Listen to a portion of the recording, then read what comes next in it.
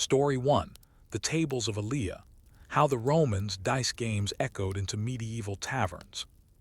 Imagine yourself in a dimly lit medieval tavern, the smell of wood smoke lingering in the rafters and the faint clatter of tankards echoing through the room. The hour is late, and a group of men huddle around a rough wooden table. Their faces are lined with hardship and laughter, and their hands move quickly, throwing dice across the tabletop. You hear the murmured prayers, half joking, half serious, for fortune to turn in their favor. Though the scene belongs to the 13th century, the game they play is older than their fathers, older even than the crumbling castles on the hills. It is a game that can trace its lineage back to Rome itself, Aaliyah, the tables of chance. Dice were perhaps the simplest tools of play humanity ever invented. They needed little more than carved bone, polished wood, or in wealthier circles, ivory or bronze.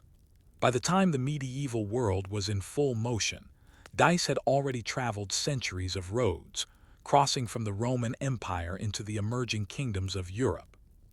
Soldiers had carried them in their packs, merchants had slipped them into their satchels, and monks had sometimes frowned upon them, even as the games persisted in cloisters and towns alike.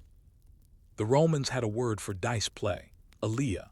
It was not merely a pastime but a symbol of risk, fortune, and at times scandal.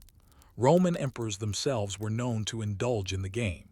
Suetonius tells us that Augustus, Rome's first emperor, often played dice during long winter evenings, justifying his actions with the excuse that it kept him awake. The dice, then, were not reserved for rogues or common men, they passed through every level of society. When Rome fell, the empire's roads, trade routes, and legions may have crumbled, but the dice survived, rolling quietly into medieval Europe. By the 10th century, you could find dice games in nearly every corner of Christendom. Pilgrims traveling to shrines played them at roadside inns.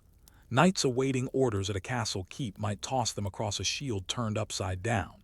Even peasants, with little leisure time to spare, found themselves drawn into their quick excitement. Dice had an egalitarian nature. Where elaborate board games might require costly boards or pieces, dice were humble, accessible to nearly anyone. That universality made them both beloved and distrusted. The church condemned dice play regularly, not merely because it was associated with gambling, but because it was seen as tempting providence itself. To throw dice was to test God's will in miniature. Yet despite clerical disapproval, dice endured. Archaeologists have unearthed medieval dice carved from deer antler in York, from bone in Paris, from ivory in Italian cities. Their shapes varied. Some were cube-like, not unlike the ones you know today. Others were elongated, more akin to sticks with marked faces. What was consistent, however, was their role: to pass the time, to gamble fortunes great and small, and to create stories that lingered far longer than the games themselves. One of the most fascinating aspects of medieval dice play was its connection to Roman precedent. The Romans had a variety of dice games, from the simple tesserae, the straightforward rolling of cubes for luck, to the more elaborate Aaliyah, where dice combined with boards and counters to create something resembling backgammon. This latter tradition carried forward into medieval tables, a family of games that would, over time, evolve into the modern backgammon you might see played today. But in the earlier centuries, dice alone were enough. They spoke to something primal in human culture, the hope that chance might smile upon you, if only for an instant. When medieval chroniclers mentioned dice, it was often in the context of disapproval. William of Tyre, writing in the 12th century, described how crusaders on the march to Jerusalem passed their nights not in prayer, but in gambling with dice. He lamented that such diversions distracted them from their holy cause. Yet if his words are tinged with judgment, they also reveal an undeniable truth. Dice were omnipresent, so widespread that even armies carrying the cross of Christ could not leave them behind. In taverns, dice became part of the rhythm of life. Consider the English word hazard, which we still use today to mean danger or risk. Its medieval meaning was simpler. It was the name of a dice game. played with 2 dice, hazard involved both luck and a particular sequence of wagers, creating a game that could absorb hours of attention. Chaucer himself refers to it in the Canterbury Tales when his characters, sitting in a tavern, rolled dice to pass the evening. The game gave us not only a pastime, but also a word that survived into modern English, a reminder of how thoroughly dice seeped into medieval consciousness. But why were dice so compelling? Perhaps it was their simplicity. Unlike chess, which required strategic foresight and long practice, dice could be learned in an instant. The throw of the cubes created suspense that anyone could share.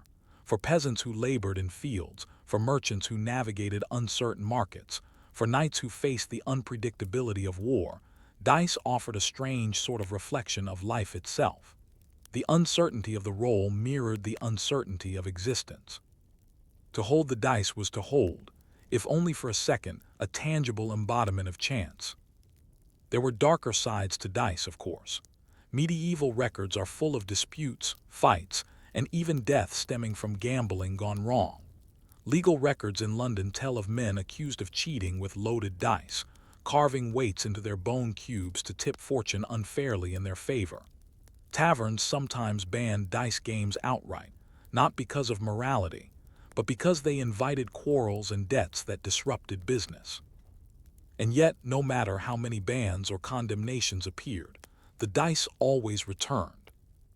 As you picture that medieval tavern again, with the flickering candlelight and the rhythmic clatter of dice across wood, you can begin to imagine how timeless these games must have felt to those who played them. The Romans had rolled dice centuries before. The medieval men now continued the tradition. Across generations, the same thrill, the same laughter, and the same arguments echoed in different languages and different lands. And yet, this was only the beginning of dice in the Middle Ages. For as the centuries progressed, dice began to connect with boards, forming hybrids of chance and strategy. Out of this fusion came the game of tables, the ancestor of backgammon, and with it, a deeper layer of medieval play. But how exactly did these games evolve, and what do they reveal about the quiet persistence of Roman culture in the so-called Dark Ages? If dice were the seeds of chance, then tables were the soil in which they grew. In the medieval world, tables referred to a family of games that combined the roll of dice with the movement of counters across a marked board. To the casual observer, they may have looked like simple diversions, but to the players of the time, these games were layered with complexity, strategy, and above all, endurance. You could spend hours hunched over the board, candle burning low, while the dice carried your fortunes forward or pushed them into ruin. From Rome to Byzantium, the roots of tables stretch back into the Roman world. The game tabula, a Roman predecessor, bore a striking resemblance to what you know today as backgammon. It used 3 dice and 30 pieces, 15 for each player, and the object was to move your pieces around the board before your opponent could do the same. But the Romans did not merely see it as entertainment. In literature and anecdote, tabula became a metaphor for the unpredictability of life, where even the wisest man could be undone by a single unlucky throw. By the 6th century, the Byzantine Emperor Zeno is said to have lost disastrously at tabula, a loss recorded in an account that has survived into modern scholarship. His opponent rolled a devastating combination of dice that turned the emperor's strong position into defeat. The story might be trivial, but the fact that chroniclers preserved it tells you something about how the game was viewed, not just as a pastime, but as a reflection of fate itself. And as the Byzantine world connected with Western Europe through trade, war, and the slow osmosis of culture, the game of tabula found its way into the medieval imagination. The medieval board. A medieval tables board typically consisted of 24 narrow points, arranged in 2 groups of 12, much like the backgammon board you might see today. Counters, often small discs made of bone, wood, or horn, were moved according to the throw of 2 dice. Each throw dictated how far a counter could travel. The aim was to move all of one's pieces around the board and bear them off, escaping before the opponent could do the same. Boards themselves became items of social and material significance. In wealthy households, they were finely crafted, sometimes inlaid with ivory or adorned with carvings. A noble might display his tables set alongside other markers of wealth, books, chalices, or ornate weapons. But in humbler circles, boards were scratched into tavern tables, etched into church steps, or even drawn in dirt. The accessibility of the game meant that it spanned all classes, though the experience of playing it might differ dramatically depending on your surroundings. Dice as destiny, strategy as patience. What made tables distinctive was its balance between chance and strategy. Dice dictated your options, but skill determined how you responded to fortune. A reckless player might scatter counters across the board, vulnerable to being captured. A cautious player might cluster them together, moving slowly but with greater security. Over time, strategies emerged, many of them still recognizable in modern backgammon. Players debated whether to advance aggressively or wait defensively, whether to strike at exposed counters or consolidate one's position. This balance mirrored the medieval worldview in curious ways. Life was understood as a mixture of divine providence and human responsibility.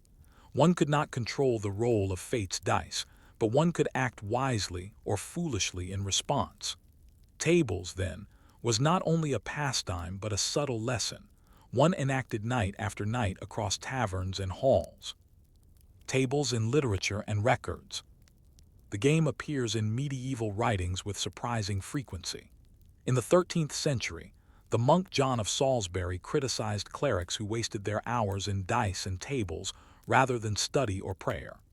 English royal records mention nobles losing significant sums of money in tables games, wagers that could run into dozens of shillings. In France, the game was so common that laws had to regulate where and when it could be played, especially during religious festivals. Chaucer, ever attentive to the details of daily life, alludes to tables in his writings. His characters are often gamblers, tossing dice or playing hazard, but the shadow of tables lurks in the background, a more sustained game for those with the time to spare. And in the German epic Tristan, lovers are described as playing tables together, their intimacy framed not through dramatic gesture, but through the quiet, shared absorption of a game. The church and the dice problem.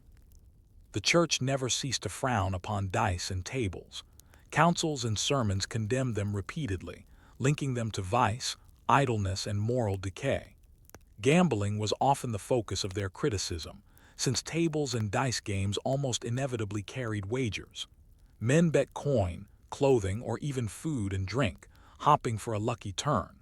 Clerics saw this as both spiritually corrosive and socially disruptive.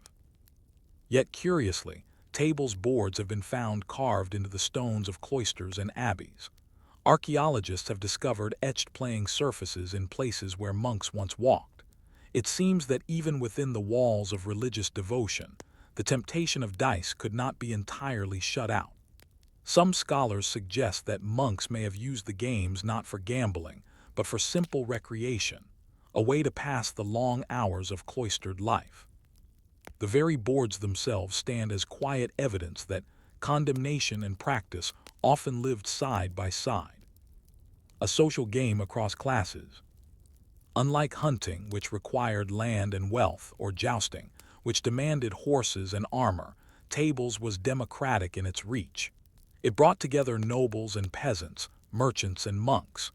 In this sense, it was one of the few cultural practices that truly bridged medieval society.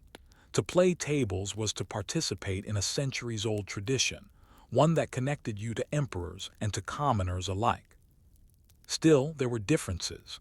Nobles might play for large sums of money or use elaborately carved boards, while peasants scratched temporary ones into the ground.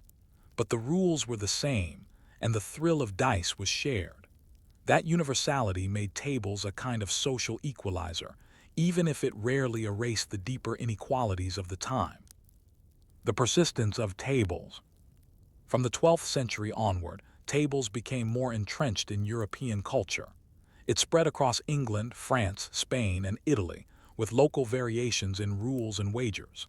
In some places, specific terms emerged: tavli in Greece, trick-track in France, and tavola real in Italy. These variations remind us that while the core of the game was stable, its practice was fluid, adapting to the languages and customs of each region. By the later Middle Ages, tables had become so common that prohibitions against it multiplied. City ordinances banned its play in certain districts. Kings issued decrees against gambling with tables during military campaigns. And yet, the game endured. Like the roll of dice itself, its persistence was unpredictable but inevitable. As you reflect on this, imagine again that medieval tavern. The candles burn lower now, the dice clatter against the board, and the counters are moved with careful deliberation. Around you, voices rise and fall: laughter, curses, whispered wagers. The board is a small world, but one that holds within it echoes of Rome, Byzantium, and centuries of persistence. But even as tables flourished, another question arises. What happened to all the other games, the ones that were carved into church steps or passed down by word of mouth? Why did some endure while others vanished into obscurity, leaving only faint traces in stone or parchment? The flicker of candlelight dims as the medieval tavern grows quiet, but the game of tables continues. The dice roll across the board, the counters slide along their marked points, and the players remain absorbed in their contest. You already know this scene from centuries past. What you may not realize is that you are also witnessing the birth of a game that would endure well beyond the Middle Ages, transforming and adapting until it became something that people still play today. That game is backgammon, but its story is one of continuity, loss, and survival. The long decline of Roman games. When Rome fell, many of its cultural institutions collapsed with it. Amphitheaters, aqueducts, and temples lay in ruins. Yet some traditions persisted, not because they were monumental, but because they were small, portable, and human. Dice were among the most enduring of these traditions. Soldiers carried them across borders, merchants slipped them into packs, and peasants carved them from bone. Games such as tabula survived in memory and practice, even if their Roman names faded. But survival did not mean uniformity. Rules changed as they traveled. By the 9th century, the term tables began to appear in European records, used not as a single game but as a category of games involving boards, counters, and dice. Just as language evolves, so did the games. Some versions were quick and simple, while others stretched into long sessions of cautious maneuvering. The variants of tables. Throughout medieval Europe, regional variations flourished. In France, trick-track became a favored form of tables, a complex version that demanded strategy and patience. In Spain, todas tablas appeared, played with similar boards but slightly different rules. In England, the word tables itself became a household term, recorded in wills and inventories where men and women left their boards to heirs alongside books and furniture. One intriguing variation was the long tables game, in which pieces moved along the entire length of the board before being borne off. Another was Irish, mentioned in 16th century sources, which allowed for faster play and bore an especially close resemblance to modern backgammon. Each version tells us something about how people used their leisure time, how they adapted entertainment to their rhythms of life. Dice, wagers, and disorder. No matter the variation, dice never lost their central role. They introduced uncertainty into the game, forcing players to adapt with every roll. And where dice went, wagers followed. Medieval records brim with complaints about gambling at tables. City councils in Paris and London passed ordinances restricting where games could be played, often banning them in taverns or public houses. Military leaders issued strict orders forbidding soldiers from gambling while on campaign, knowing that disputes over dice could lead to fights or worse. Yet even when forbidden, the games continued. People played in private homes, in inns tucked away from the eyes of officials, even in the quiet corners of monasteries. Archaeologists have found tables boards carved directly into stone steps at cathedrals, hinting that someone, perhaps lay workers, perhaps even the clergy themselves, passed the time with dice between duties. Prohibition only underscores how irresistible the games were. The social mirror of tables. What makes tables particularly fascinating is how it mirrored medieval society. Consider the mechanics. The movement of pieces along the board required both luck and patience. A single unlucky roll could undo hours of careful positioning. Yet recovery was possible. The game was rarely over until the very end. This rhythm of uncertainty and resilience echoed the rhythms of medieval life itself. Harvests could fail, wars could erupt, fortunes could collapse, but endurance remained possible. Tables was also communal. Unlike solitary diversions, it required two players, often surrounded by onlookers who placed side wagers or offered unsolicited advice. In this way, the game was as much about social interaction as it was about winning. A tavern with tables was alive with conversation, banter, and rivalry. It provided a space where people from different walks of life might share an evening, bound together by dice and chance. The transition to backgammon. By the 16th and 17th centuries, the game of Irish tables had become especially popular in England. It was faster-paced, more streamlined, and suited to a culture increasingly hungry for quick diversions. Around this time, the word backgammon began to appear, a compound of back and game, perhaps referring to the rule that allowed a piece to be sent back to the beginning if captured. The earliest printed references date to the 1630s, but the game itself had been evolving for decades. What is striking is not that backgammon replaced medieval tables, but that it was medieval tables, refined and renamed. The boards remained the same 24 points, the dice remained central, the objectives remained familiar. What changed was the speed of play and the codification of rules. Backgammon, in essence, was medieval tables brought into the modern world. The persistence of dice. Even as backgammon took shape, dice retained their independent life. Games like hazard continued to flourish, sometimes overshadowing tables themselves. Hazard, you will recall, gave us the English word hazard, a reminder that language itself carries echoes of dice games. Gambling dens, taverns, and even noble courts all played host to dice play. In France, elaborate dice games accompanied by rhyme and ritual became fashionable among courtiers. In England, records of gambling debts show how fortunes could be lost in a single night. The dice, in short, never left the medieval imagination. They symbolized risk, fortune, and the thin line between gain and loss. They also provided continuity across centuries. When you look at a pair of dice today, you are holding in your hand the same instrument of chance that Romans rolled, that medieval tavern-goers cast, and that peasants carved from bone. Lessons from the tables. So what can you take away from this long journey of dice and tables? Perhaps the most enduring lesson is one of persistence. Games that seem trivial mere distractions to pass the time often outlast monuments and empires. The Colosseum crumbled, but dice survived. Kings and bishops tried to ban them, but people kept playing. From Roman palaces to medieval taverns to modern homes, the small clatter of dice has never ceased. There is also a deeper reflection. Tables, with its blend of chance and strategy, captured something essential about human life. You cannot control the dice, but you can control how you respond to them. That tension between fate and choice lies at the heart of medieval tables and at the heart of life itself. It is perhaps no wonder that the game endured so long. A quiet legacy. When you next see a backgammon board, consider the centuries hidden within it. Each triangular point, each die, each counter carries echoes of emperors, crusaders, peasants, monks, and tavern gamblers. The game you see today is not merely modern entertainment. It is the quiet survival of medieval tables, which itself was the echo of Roman Alea. As you let this thought rest in your mind, you might wonder, if something as small as dice could survive centuries of upheaval, how many other forgotten games and practices lie waiting in the shadows of history?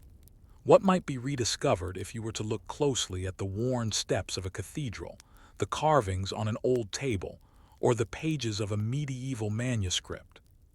Story 2. Nine Men's Morris, a farmer's pastime that outlived empires. Picture a village green in medieval England. The air is still, and the soil is firm from the tread of countless feet. Beneath the shade of a spreading oak tree, two men crouch in the dirt. With a stick, one of them scratches a square, then another within it, and then another still. Lines connect the corners and the middles, forming a pattern both simple and mesmerizing, three concentric squares linked by their sides. The men place small stones, one white, one dark, on the lines of this diagram, moving them slowly, deliberately, their brows furrowed in concentration. Around them, a few children gather, watching silently.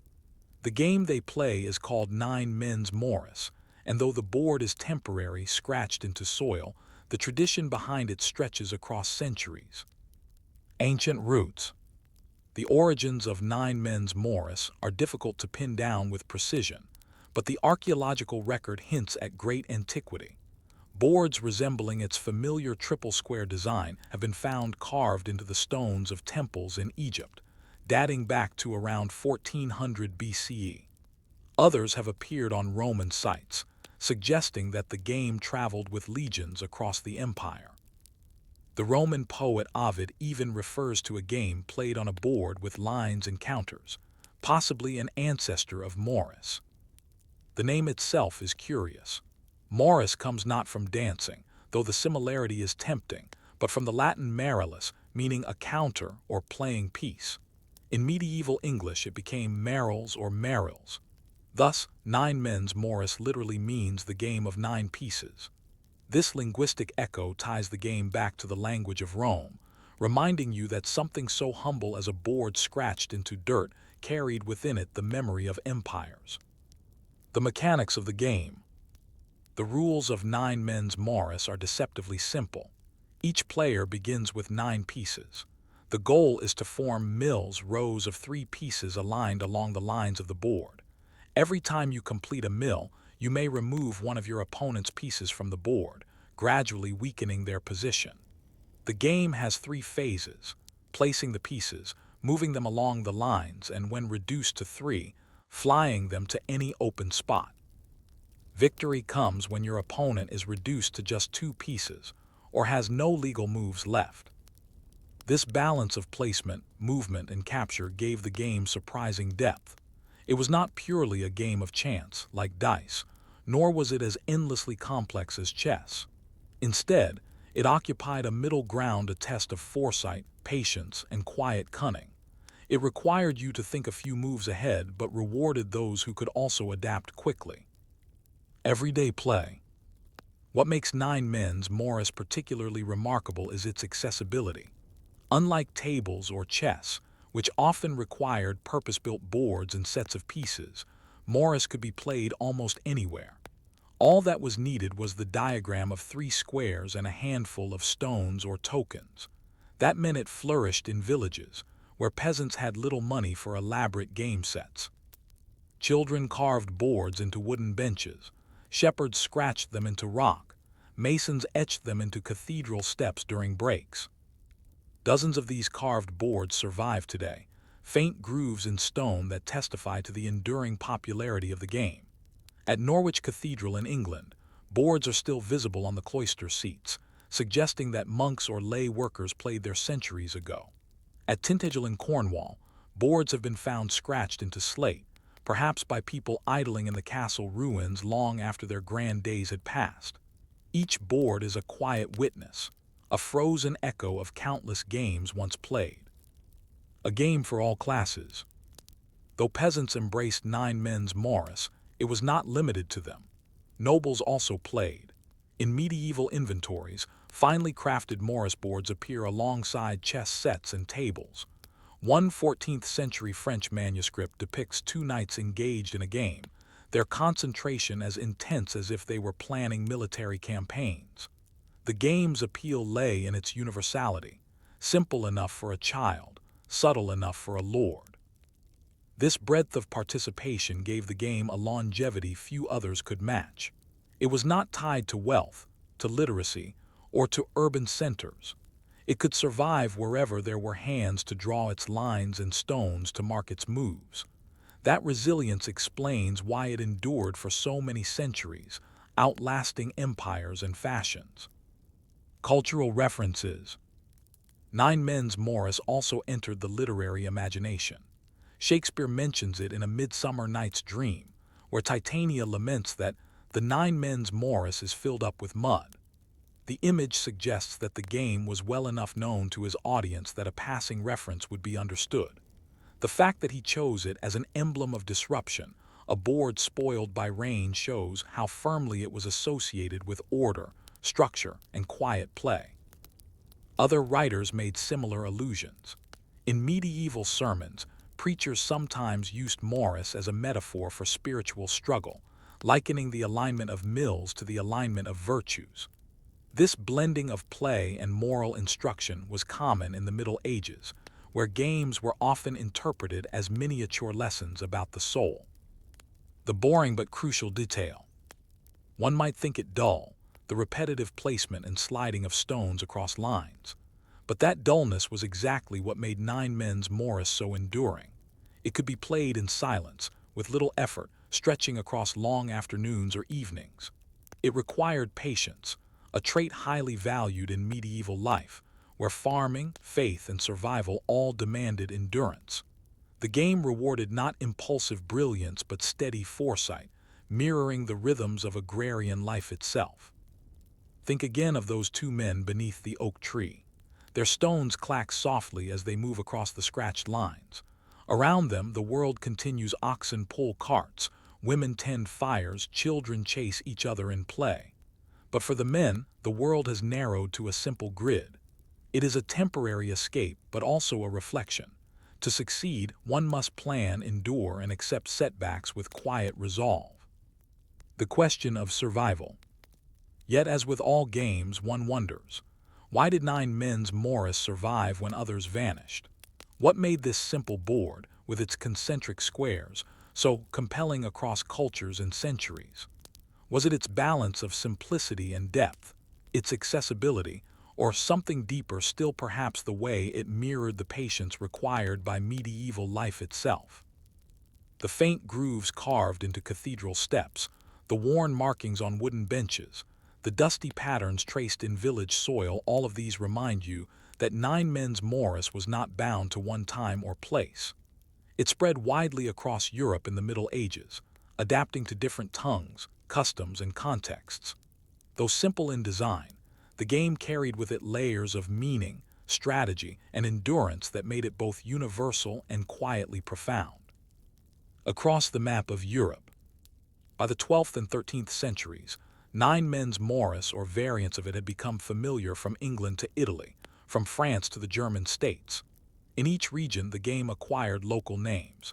In France, it was called Morels or Morels, in Germany, Muhel, Mill, in Scandinavia, Mal. The consistency of the board design across so many cultures is striking. The three concentric squares remained intact, connected by their midpoints, even as local rules sometimes varied. The game's mobility came from its ease of reproduction. A chessboard required a crafted surface and carved pieces, but Morris could be scratched into wood, stone, or dirt with almost no effort. Wherever people traveled, pilgrims, merchants, soldiers, they could carry the game with them in memory alone. Its spread was less about commerce than about human hands, drawing lines and placing tokens. From fields to courts. In rural communities, Morris was a farmer's pastime. After the day's labor was done, it required no resources but time, and that was often precious.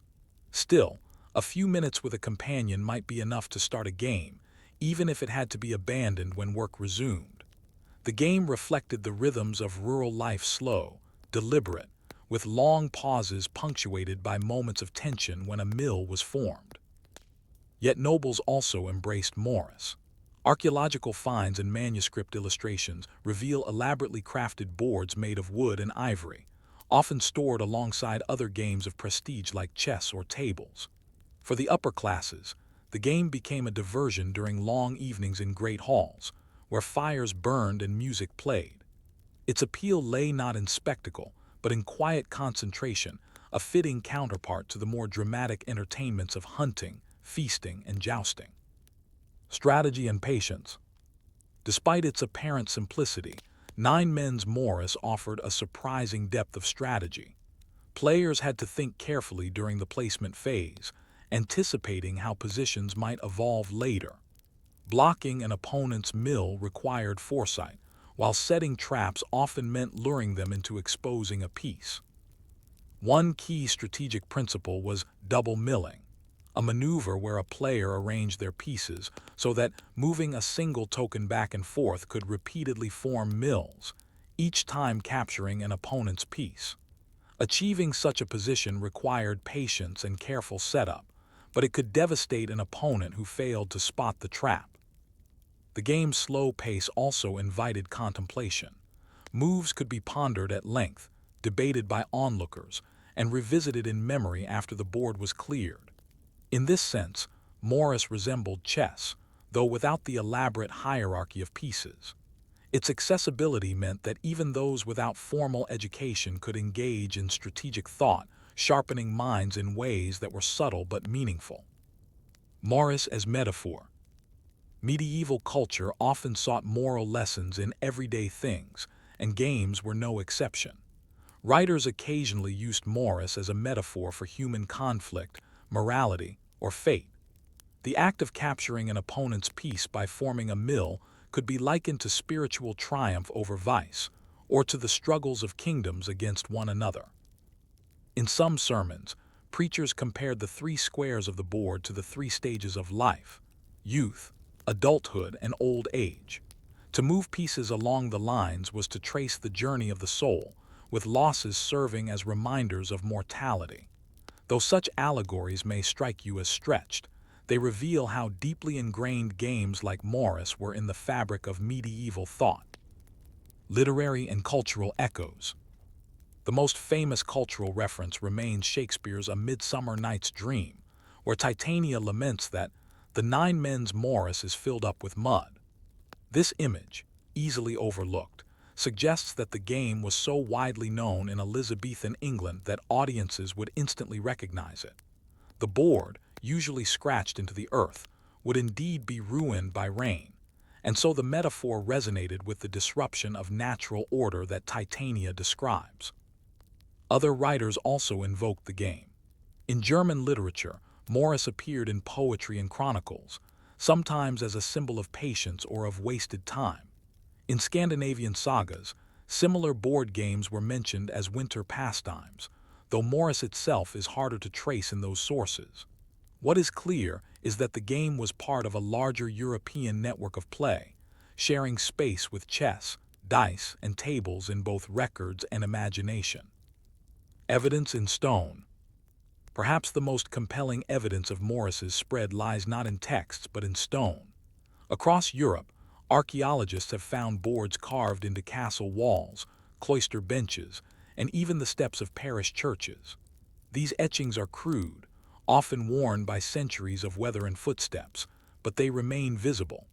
At some English cathedrals, as many as a dozen Morris boards can be found on the stone seats where monks once sat.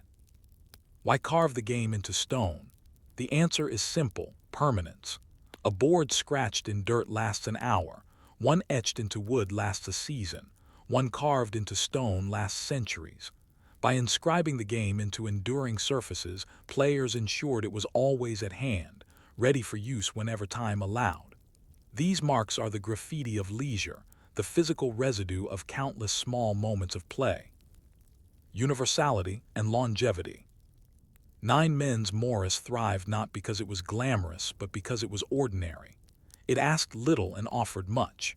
It entertained without expense, sharpened the mind without overwhelming it, and built quiet bonds between players. Its universality allowed it to survive across empires and languages, carried forward not by rulers or institutions, but by ordinary people who found joy in its lines and tokens. And yet one must ask, how did a game so widespread, so simple and so beloved, begin to decline? What forces shifted in Europe that allowed chess to flourish, tables to evolve into backgammon, and Morris to fade into obscurity? Was it merely a matter of fashion, or did something deeper change in the culture of play? You can still see the board scratched faintly into stone steps at an English cathedral. The lines are shallow, worn smooth by centuries of footsteps. To passers-by, they may look like nothing more than accidental grooves, the work of weather or erosion. But if you pause, if you trace the pattern carefully with your eyes, the familiar triple square appears again. It is the ghost of a game nine men's Morris that once filled villages, courts, and cloisters with quiet concentration. And yet, for all its ubiquity, the game eventually slipped from daily life, surviving only in fragments, memories, and archaeological remains. Shifts in leisure. The decline of nine men's Morris was not sudden. Like many aspects of culture, it faded gradually, nudged aside by changes in society and fashion. By the late Middle Ages, new diversions began to dominate the leisure of both peasants and nobles. Dice and gambling games grew ever more popular, offering excitement and faster rewards. Tables evolved into more complex and competitive forms, eventually giving rise to backgammon. And chess, with its elaborate hierarchy and association with intellect, gained favor among the educated elite. Morris, by comparison, may have seemed too simple. Its charm lay in its balance between simplicity and depth, but as other games promised more spectacle or prestige, it began to look old-fashioned. What once had been universal became rustic, a pastime for children and villagers rather than courtiers and scholars. Evidence of persistence. Yet the game did not vanish entirely. In some rural areas, Morris continued well into the early modern period. Records from the 16th and 17th centuries describe villagers gathering for marols on holidays, drawing boards in the dirt and playing for small stakes of bread or ale. Shakespeare's mention in A Midsummer Night's Dream, 1595, proves that the game was still widely recognized, though by then perhaps already carrying an air of quaintness. In Germany, where the game was known as Muhul, it persisted longer, becoming a fixture of local culture. Variants like 12 men's Morris or 3 men's Morris emerged, altering the rules slightly to create fresh challenges. These adaptations hint at a desire to keep the game alive by reshaping it for new tastes. From commonplace to antiquarian curiosity. By the 18th century, 9 men's Morris had largely receded from everyday life in Western Europe. Antiquarians, those early collectors of history, began to note the carved boards in churches and castles, puzzling over their purpose. Some mistook them for architectural marks, others for ritual symbols. Only gradually did scholars recognize them as the remnants of a once-beloved game. This shift from living pastime to historical curiosity marks a kind of second life for Morris. No longer played widely, it began instead to serve as evidence of the everyday lives of past generations. The worn grooves in stone became artifacts, studied not for their strategic value, but for what they revealed about ordinary leisure. The symbolic legacy. Though its practical role diminished, the symbolic presence of 9 men's Morris lingered. Writers continued to use it as a metaphor for order, patience, and rural simplicity. The image of a board filled with mud, spoiled by rain, as Shakespeare described it, became emblematic of disrupted harmony.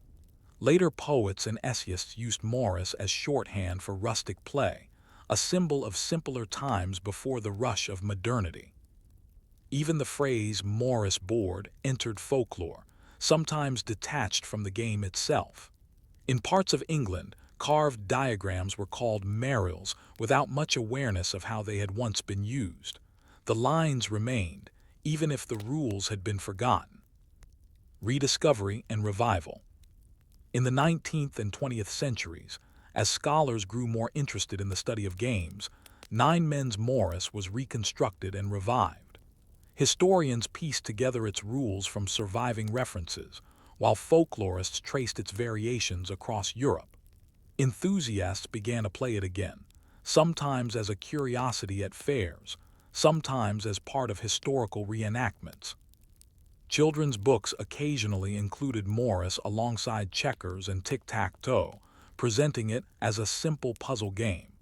Educational theorists praised it for its capacity to teach logic and planning. In some places, it even entered school curricula as an example of traditional play. Yet for all these revivals, Morris never regained its medieval prominence. It remained more an artifact than a living tradition, studied for what it revealed rather than played for what it offered. The grooves in stone, the passing mentions in literature, and the reconstructed rules all testified to a game that had mattered deeply once, but had since slipped into obscurity. Reflections on decline. Why does a game survive or vanish? The case of Nine Men's Morris invites you to think about the fragile balance between universality and novelty. Its strength was its accessibility. You could play it anywhere, with almost nothing. But that same simplicity may have made it vulnerable when new games emerged that promised greater complexity or prestige. Chess survived because it evolved into a symbol of intellect and power. Tables survived because it developed into backgammon, fast-paced and engaging. Dice never died because their thrill was immediate. Morris, by contrast, lingered in the middle ground and slowly faded. And yet, the very fact that we can trace its long life across millennia from Egypt to Rome to medieval Europe suggests that it touched something fundamental in human play. Its rules may seem repetitive, even dull, but they offered a framework for patience, strategy, and endurance. In a world where life itself was uncertain, the quiet constancy of Morris may have been part of its appeal. A final thought. So when you see a faint carving on a cathedral step, or when you read a passing line in Shakespeare, you are glimpsing more than a forgotten pastime. You are touching a tradition that once stretched across continents and centuries, binding peasants and nobles, children and monks, in a shared rhythm of play. Nine Men's Morris may no longer fill village greens or cloisters, but its traces remind us that history is not only about battles, kings, and treaties. It is also about the quiet games people played, the patterns they traced in soil and stone, the ways they found to pass the long hours of life. And perhaps that is the lesson. Even the simplest diversions, scratched into dirt, can outlast empires. But if Morris survived for centuries, only to fade, what other games, what other ordinary practices have we forgotten entirely? How much of daily medieval life lies not in the chronicles of kings, but in the faint grooves left behind by hands long vanished? Story 3. Fox and Geese, the game of predators and prey in medieval Europe. Imagine the edge of a frozen village pond, sometime in the 13th century. Children huddle together against the cold, their cheeks red from the wind. A group of them sit on the ground, scratching lines in the snow with sticks, forming a cross-shaped grid of intersecting paths. One child places a single pebble in the center, while the others place small twigs at the outer points. The game begins. The lone stone, the fox, moves cautiously, while the twigs, the geese, shuffle forward, trying to trap it. The game is called Fox and Geese, and though simple, it carries within it echoes of survival, predation, and the rhythms of rural medieval life. Origins in the north.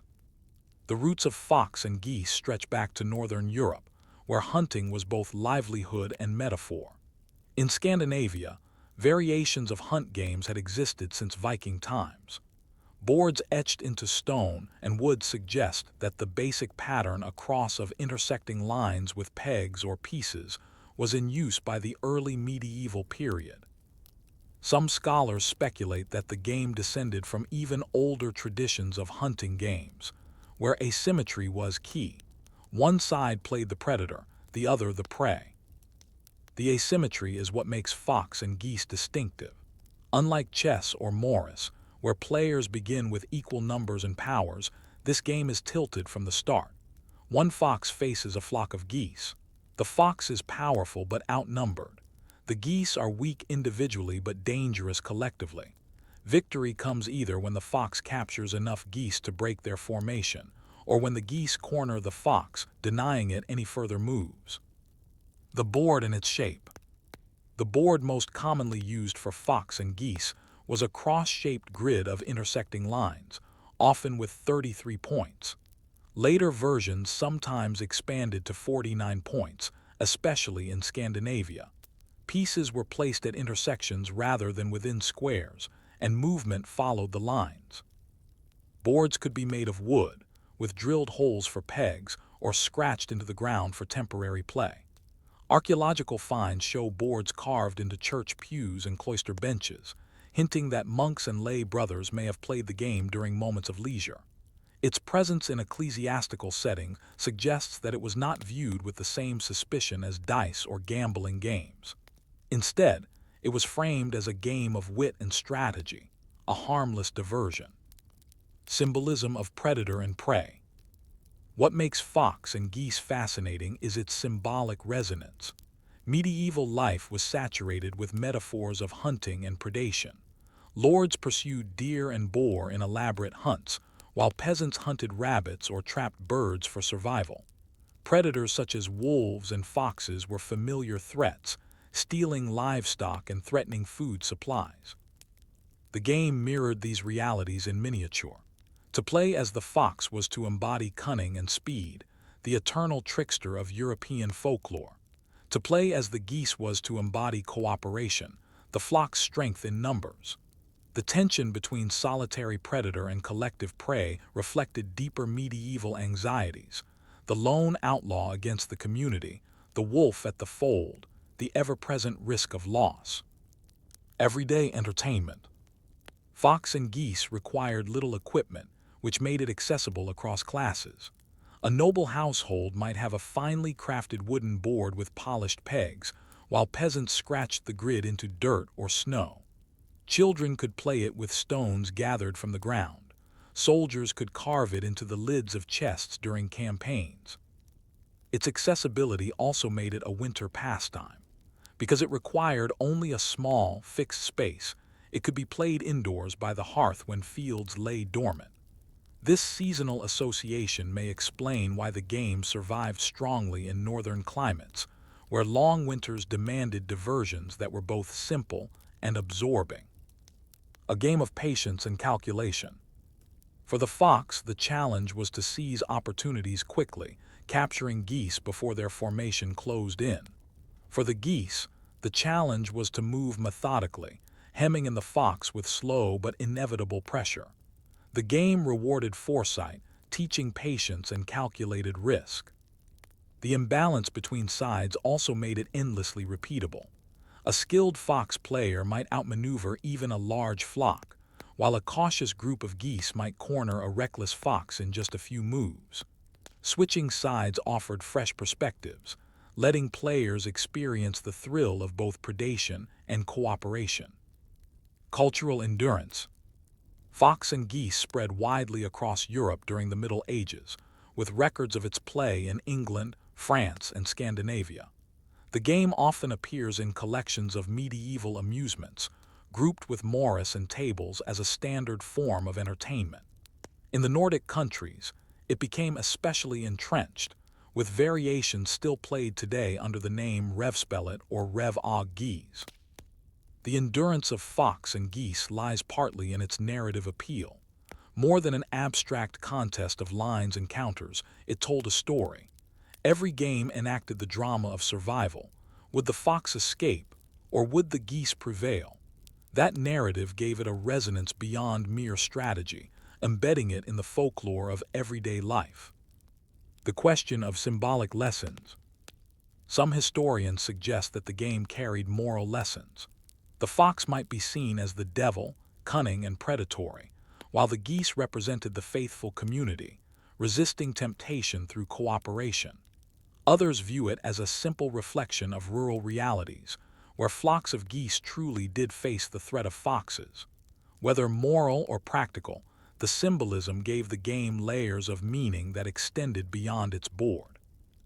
And yet, as you picture that medieval group, children in the snow, monks in cloisters, peasants by the hearth, you might wonder, Why did such an unbalanced, asymmetrical game appeal so strongly to people for centuries? What did it reveal about how they saw themselves, their communities, and the natural world? The rules of fox and geese may appear lopsided, yet that imbalance is what made the game enduring. In every round, the fox stands alone, quick and powerful, while the geese move together, slow but numerous. That asymmetry was not a flaw but the heart of the game, forcing players to adopt distinct mindsets depending on their role. To play well as the fox required aggression and cunning. To succeed as the geese demanded patience and unity. This contrast allowed the game to serve not only as entertainment, but also as a subtle mirror of medieval society and its values. The fox's mindset. For the fox, the challenge was survival through predation. The fox could capture geese by leaping over them into an empty space, much like a move in drafts. But each capture was a calculated risk. Every time the fox struck, it advanced into potentially dangerous positions, risking entrapment. A skilled fox player knew that patience was as important as aggression. Some historical variations allowed the fox to capture multiple geese in a single turn if leaps were aligned. This gave the predator bursts of dramatic success, echoing the real-life image of a fox raiding a flock. Yet these bursts were always temporary. Sooner or later, the geese's slow encirclement would begin again. For medieval players, the fox role was thrilling. It embodied independence, wit, and the solitary struggle against overwhelming odds. In a culture that both feared and admired cunning, think of Reynard the fox in popular fables, this role resonated deeply. The geese's mindset. Playing the geese was different. No single goose mattered more than another. The strength of the flock lay in its cooperation. The geese advanced deliberately, blocking escape routes and tightening the noose around the fox. A reckless goose player might scatter pieces, leaving gaps for the fox to exploit. A careful one moved as a unit, hemming in the predator until it was cornered. The geese role required patience and long-term vision. Each move was small, sometimes seemingly insignificant, but together they built toward inevitable victory. For peasants accustomed to the slow cycles of farming, with its reliance on collective labor and steady progress, this mindset was familiar. The geese were not glamorous, but they embodied the quiet power of persistence. A social drama in miniature. This asymmetry gave fox and geese its enduring drama. The fox could snatch victory with a sudden series of leaps. The geese could slowly squeeze the fox into submission. Games were rarely predictable, and switching roles kept players engaged. Observers often gathered around to watch, adding to the tension. Taverns, cloisters, and village greens alike provided settings where groups would huddle over boards, debating strategies, cheering captures, or advising moves. Like dice and Morris, the game was more than an individual contest, it was a social performance. The game across Europe. Fox and geese spread widely across medieval Europe. In England, references to fox and geese boards appear in household inventories from the 14th century onward. In France, the game was called Renard et Oise, while in Germany it was Futsch und Gänse. Scandinavia, with its long winters and traditions of board play, became a stronghold for the game. Archaeological finds in Sweden and Norway reveal boards drilled into wood and stone, while written records mention revspel, fox play, as a common pastime. The game even traveled into the far north, appearing in Icelandic sources. There, where sagas told of lone heroes facing overwhelming odds, the imagery of the fox against the geese would have felt especially resonant. In rural communities, it became a fireside game, played with carved pegs fitted into drilled holes, easy to construct and easy to carry. Symbolism in folklore and morality. Fox and geese did not remain merely a game. It seeped into folklore and moral lessons. The fox, already a familiar trickster figure in European tales, gained new symbolic weight when linked to the board game. Stories of Reynard the Fox, popular in France, the Low Countries, and England, portrayed him as clever, deceitful, and often triumphant over stronger foes. To play the fox on the board was to step into Reynard's skin, using guile to outwit the flock. Meanwhile, the geese were emblematic of innocence, simplicity, and the power of unity. In fables, geese were often portrayed as foolish individually but formidable in numbers. Preachers seized upon this symbolism. Sermons likened the geese to the Christian community, which could resist the devil the fox only by standing together. Thus, the game became a moral allegory. A single believer might fall, but the faithful flock could prevail through solidarity. Lessons in power and resistance. In this way, fox and geese reflected broader social concerns. Medieval Europe was a world of stark inequalities, where peasants often faced the predation of lords, soldiers, or bandits. The game's imagery of prey resisting a predator through collective action may have carried subconscious resonance. It offered a miniature model of resistance, the weak overcoming the strong through unity and patience. At the same time, the fox's role mirrored the admiration for cunning individuals who defied the odds. In ballads and tales, outlaws like Robin Hood occupied a similar cultural space, admired for their wit even as they operated outside the law. To play as the fox was to rehearse this outlaw spirit, daring and risky, but often exhilarating. Seasonal and social patterns. The game's endurance in Northern Europe was also linked to the rhythms of the seasons. During long winters, when work in the fields slowed, families and communities sought indoor amusements. Fox and geese required only a small board and pieces, making it ideal for fireside play. Unlike dice, it carried no associations with gambling or vice, making it acceptable in pious households and monastic communities. In summer, the game could be carried outdoors, scratched into soil or carved into benches. Children could learn it quickly, while adults found enough depth to sustain interest. Its flexibility made it a year-round companion, woven into the fabric of daily life. The question of balance. Yet one might ask, was the game truly balanced? Could the geese always win with perfect play, or did the fox hold a hidden advantage? Medieval players likely debated this endlessly. The larger 49-point Scandinavian board was perhaps designed to rebalance the contest, giving the fox more room to maneuver. Other variations increased the number of foxes or adjusted the number of geese. These experiments reveal the enduring fascination with the predator-prey dynamic. The exact balance may have shifted, but the symbolic core remained the same: the lone fox against the flock. The outcome was uncertain, and that uncertainty made the game compelling across generations. Toward a broader reflection.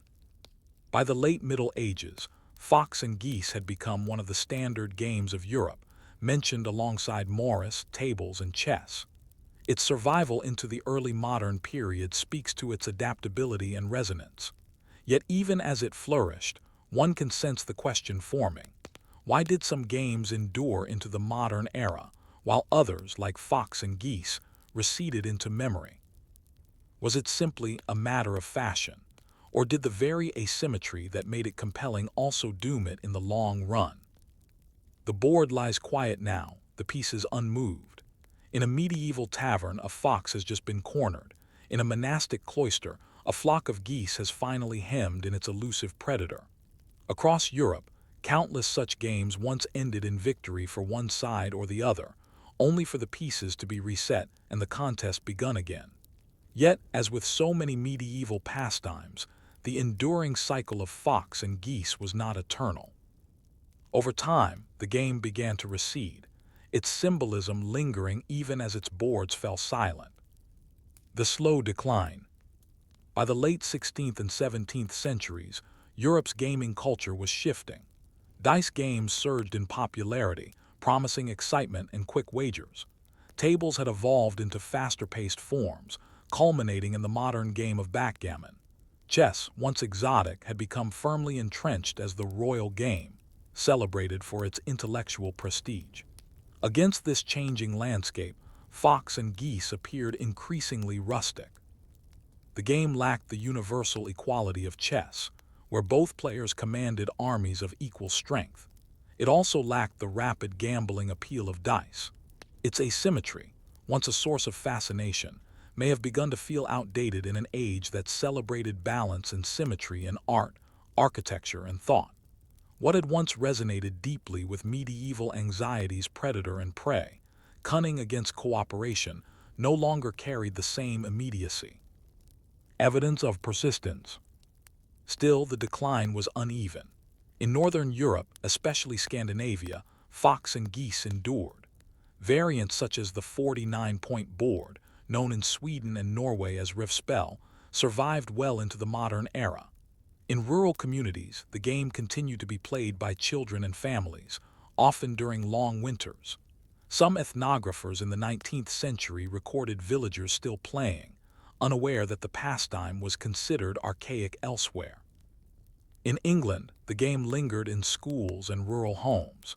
18th and 19th century children's books occasionally included fox and geese, alongside simpler amusements like tic-tac-toe. The board game industry, emerging in the 19th century, even produced commercial versions of the game, though it never achieved the mass popularity of checkers or chess. Symbolism beyond the board. Even as active play declined, the symbolism of the game endured. The fox remained a cultural figure of cunning, while the goose symbolized vulnerability and the strength of numbers. Folklore continued to tell stories of foxes raiding flocks, a rural reality that echoed the board's drama. Preachers and moralists kept the allegory alive. The fox as the devil, the geese as the faithful, trapped or triumphant depending on the story. In this way, the game outlived itself, its imagery detached from its rules but preserved in metaphor. Educational use and revivals. In the 19th century, as educators sought to incorporate traditional games into learning, fox and geese found a new niche. Its simple rules made it suitable for teaching children logic, patience, and foresight. Teachers praised it as less frivolous than dice and less intimidating than chess. Some Victorian revivalists celebrated it as a link to a simpler, rustic past. Boards were sold in toy shops, often alongside Nine Men's Morris and other traditional games. Antiquarians studied carved boards on church pews and cloisters, gradually piecing together the game's medieval history. In Scandinavia, the game's survival into living memory gave it greater continuity. Families passed it down as a fireside tradition, preserving rules that elsewhere had to be reconstructed from scraps. In this way, fox and geese became one of the rare medieval games to maintain a thread of unbroken play into the modern era, even if its popularity had waned. Lessons from the asymmetry. Perhaps what doomed fox and geese in broader Europe was also what made it so distinctive: its asymmetry. In an age increasingly drawn to ideals of fairness and equality, reflected in politics, philosophy, and art, the uneven struggle of fox and flock seemed less appealing. Yet this very imbalance made it one of the most human of games. Life in the Middle Ages was rarely fair. Peasants faced overwhelming odds against hunger, disease, and authority. Outlaws and tricksters lived precariously on society's edge. Communities survived through unity, while individuals survived through cunning. Fox and geese distilled these realities into a simple grid of lines and pegs, reminding players of the eternal tension between the lone predator and the vulnerable flock. A faint but persistent legacy. Today, fox and geese is no longer widely played, yet it lingers in corners of tradition. In Scandinavia, it survives as a cultural curiosity, occasionally included in folk museums or taught to children as part of heritage education. In England, carved boards in old churches and cathedrals still catch the eyes of visitors, silent witnesses to centuries of forgotten play. Modern board game historians often point to fox and geese as an example of the diversity of medieval gaming, proof that not all play was symmetrical or balanced. It serves as a reminder that medieval people enjoyed narratives in their games as much as strategy, weaving predator and prey into pastime. A closing reflection. As you consider fox and geese, you might imagine the fox's lonely leap, the geese's slow encirclement, the inevitable outcome uncertain until the final move. The game was never just about victory. It was about the drama of the chase, the suspense of survival, the satisfaction of cooperation. In its rise and decline, Fox and Geese shows how games both reflect and shape the societies that play them. It thrived in a world that knew predators at the fold and feared isolation, then faded in a world that prized equality and symmetry. Yet it never quite disappeared, leaving behind faint traces in folklore, in carved boards, and in the memories of northern winters. And so you might wonder, if a game as humble as Fox and Geese could survive for centuries, only to fade into obscurity, how many other games, how many other small dramas of daily life are waiting, hidden in forgotten carvings or unexamined manuscripts, for us to rediscover? Story 4. Shatranj, the Persian chess that quietly reshaped medieval strategy. The clatter of dice and the scratching of Morris boards may have filled medieval taverns and cloisters, but another game entered Europe from the East, one that carried with it a reputation for intellect, patience, and strategy. This game was Shatranj, the Persian form of chess, and though its rules differed from the modern version you know today, its presence reshaped the way medieval Europeans thought about games of strategy, hierarchy, and even war. The Indian origins. The story begins far from Europe, in India. Around the 6th century CE, a game called Chaturanga emerged on the subcontinent. The name meant four divisions, referring to the four arms of the Indian army: infantry, cavalry, elephants, and chariots. On a checkered board, pieces represented these forces, moving in patterns that reflected their battlefield roles. The game was less about gambling or chance and more about strategy, simulating conflict through symbolic moves. From India, the game traveled westward into Persia, carried by trade and conquest. The Persians adopted and adapted it, refining its rules and giving it a new name: Shatranj. This version of the game became central to Persian culture, played in courts and studied by scholars. Manuals were written to codify its strategies, with recorded problems and puzzles that resemble modern chess studies. Shatranj in the Islamic world. With the rise of Islam in the 7th century, Shatranj spread rapidly across the caliphates. Baghdad, Damascus, and Cairo all became centers of the game. In these cities, Shatranj was more than a pastime. It was an intellectual pursuit, debated and practiced by scholars, poets, and courtiers.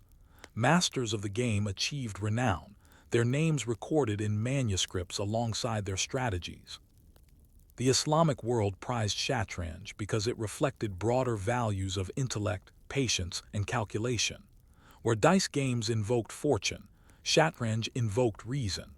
Where Morris and Fox and Geese carried symbolic metaphors, Shatranj embodied deliberate planning. It fit neatly into a cultural environment that valued scholarship and abstract thought. The rules of Shatranj. Though Shatranj was the ancestor of modern chess, its rules differed in key ways. The board was the same 8x8 grid, but the movement of pieces was slower, more restrained. The king, Shah, moved as it does today, one square in any direction. The rook also moved as in modern chess, sliding along ranks and files. The knight, Faraz, retained its modern L-shaped move. The elephant, Ulfil, however, moved only 2 squares diagonally, leaping over intervening pieces. This made it far weaker than the modern bishop. The counselor, Furzan, ancestor of the queen, could only move 1 square diagonally, a modest piece compared to today's queen. The pawn, Baydek, advanced 1 square at a time and promoted only to a counselor, limiting its power. These rules made Shatranj a slower, more deliberate game than modern chess. Quick attacks were rare. Instead, players focused on long-term maneuvering and subtle traps. Victory often came through attrition rather than sudden brilliance. The arrival in Europe. Shatranj entered Europe through multiple channels. In the Iberian Peninsula, Islamic rule in Al-Andalus brought the game to Spain. From there, it spread into Christian Europe, where scholars, merchants, and soldiers encountered it. By the 10th century, chess-like games were being played in courts across the continent. But at first the game was still Shatranj, with its slower pieces and restrained pace. Medieval Europeans, accustomed to dice and Morris, found in Shatranj a new kind of challenge. It was not about fortune or quick decisions, but about foresight, memory, and calculation. To play well required hours of concentration, a luxury often reserved for the educated and the elite. The appeal of hierarchy. One reason Shatranj resonated so strongly with medieval Europe was its hierarchical structure. Each piece represented a role in society or the battlefield: king, counselor, elephant, horse, rook, and pawn. The board itself resembled a kingdom in miniature, a symbolic battlefield where order and rank determined movement. For a feudal society obsessed with hierarchy, this was deeply appealing. Lords and kings saw themselves reflected in the structure of the game, their roles symbolized in the pieces. Even pawns, though humble, had the potential limited though it was to rise through promotion, a faint echo of the upward mobility sometimes possible in war or service. Shatranj, a monastic and courtly life. The earliest European references to chess-like games often appear in monastic contexts. Monks, who condemned dice and gambling, tolerated and even encouraged chess as an intellectual exercise. Unlike hazard or tables, it did not tempt providence with chance. Instead, it trained the mind, hunting patience and foresight. Some monastic writers even likened it to moral struggle. Each move represented the choices of life. Each piece symbolized virtues and vices. At the same time, Shatranj spread among nobles and courtiers. It became a mark of refinement, a skill that demonstrated intellect and leisure. Manuscript illuminations from the 12th and 13th centuries often depict nobles and ladies playing chess together, the board a sign of cultivated life. In this way, Shatranj distinguished itself from rustic games like Morris or Fox and Geese. It was a game of courts, not village greens. Cultural transformation. As Shatranj settled into Europe, it began to transform. Europeans altered the names and movements of pieces, adapting the game to their own culture. The counselor became the queen, the elephant became the bishop. These changes would eventually give rise to the modern form of chess, with its powerful queen and far-reaching bishops. But in its earliest European centuries, it was still Shatranj, a slower, quieter game that invited reflection more than attack. A pause for thought.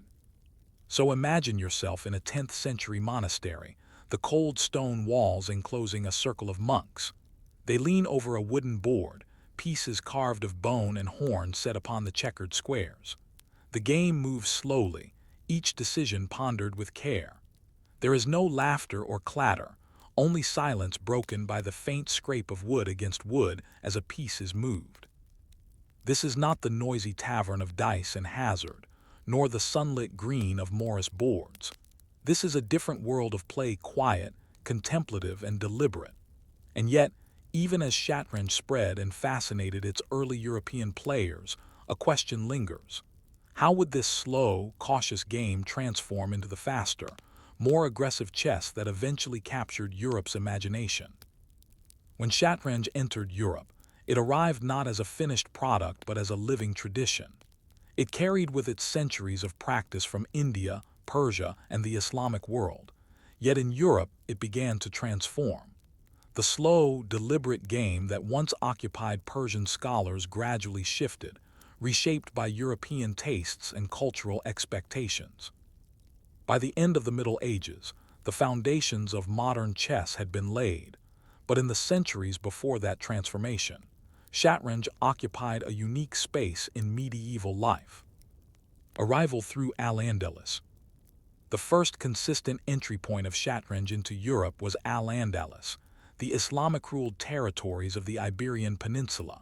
From the 8th century onward, Muslim scholars, poets, and nobles in Spain wrote of the game, played it in their courts, and included it in their cultural expressions. Manuscripts from Cordoba and Seville describe rules, strategies, and symbolic interpretations.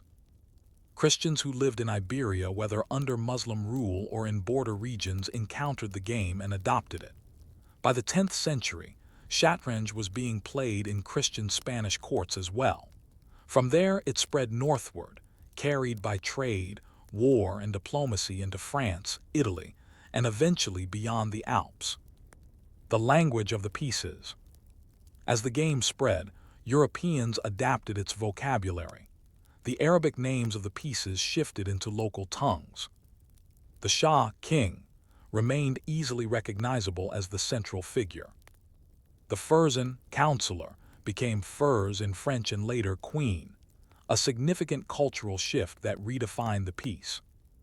The Ruk, originally a chariot in Indian chaturanga, became the Rook in English, sometimes imagined as a fortified tower. The Ulfil, the elephant, proved harder to adapt. In many languages it became bishop, perhaps because the diagonal movement was associated with the bishop's crozier. The Faras, the horse, smoothly became the knight. The Baidak, the pawn, was easily understood as the humble foot soldier. These linguistic shifts tell you how Europeans absorbed shatranj not as a foreign import, but as something woven into their own cultural fabric. By renaming the pieces, they made the game their own. Shatranj in monasteries. Unlike dice, shatranj was not condemned by the church. In fact, many monasteries tolerated it, and some even encouraged it as a training tool for discipline and foresight. Its lack of gambling made it acceptable, and its symbolic hierarchy made it resonate with the moral imagination of the age. Some sermons even used the chessboard as an allegory. The king represented Christ, the pawns symbolized common Christians, and the movement of pieces reflected the duties of life. While dice were considered temptations of the devil, shatranj could be framed as a lesson in moral order. Still, not all clerics approved. Certain monastic rules forbade games of any kind, fearing distraction from prayer. And yet, boards carved into cloister benches and manuscript illustrations of monks at play suggest that practice often contradicted prohibition. Shatranj endured even in pious spaces, embraced for its seriousness and lack of frivolity. Shatranj in noble courts. If monasteries tolerated shatranj, noble courts celebrated it. By the 12th and 13th centuries, chess-like games had become fixtures of aristocratic culture. Illuminated manuscripts depict lords and ladies seated across ornate boards, their gestures calm, their expressions intent. In these images, shatranj was more than a pastime, it was a marker of refinement, education, and status. To play the game, well demonstrated patience, intellect, and cultivation. It was suitable for mixed company, unlike dice, which were often noisy and disreputable. Courtiers might use the game as a form of courtship, sitting together in polite competition. In romances and chansons, knights and ladies are sometimes shown playing shatranj as part of their courtly love rituals. Strategy and intellectual pursuit. Unlike dice or Morris, shatranj invited deep strategic thinking. Its slower pace encouraged long planning and subtle positioning. Manuscripts from the Islamic world, such as those by Al-Adli and As-Suli, had recorded chess problems centuries earlier. In Europe, similar compilations began to appear. These early puzzles resembled modern chess problems but within the rules of shatranj. A position would be presented, and players challenged to find a way to achieve checkmate in a set number of moves. This intellectualization of the game elevated it further, making it not just a pastime but a subject of study. Gender and the chessboard. One of the intriguing aspects of shatranj's adoption in Europe is its role in shaping gendered spaces. Unlike hunting or jousting, shatranj could be played by women as well as men.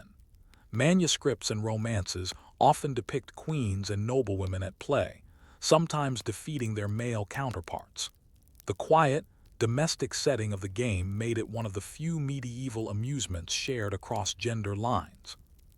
This inclusivity may have contributed to the transformation of the counselor into the queen. As European courts embraced the imagery of queenship figures like Eleanor of Aquitaine or Blanche of Castile, the symbolic power of the queen piece grew. By the late Middle Ages, she would become the most powerful piece on the board, but even in early Shatranj her presence marked a subtle cultural shift.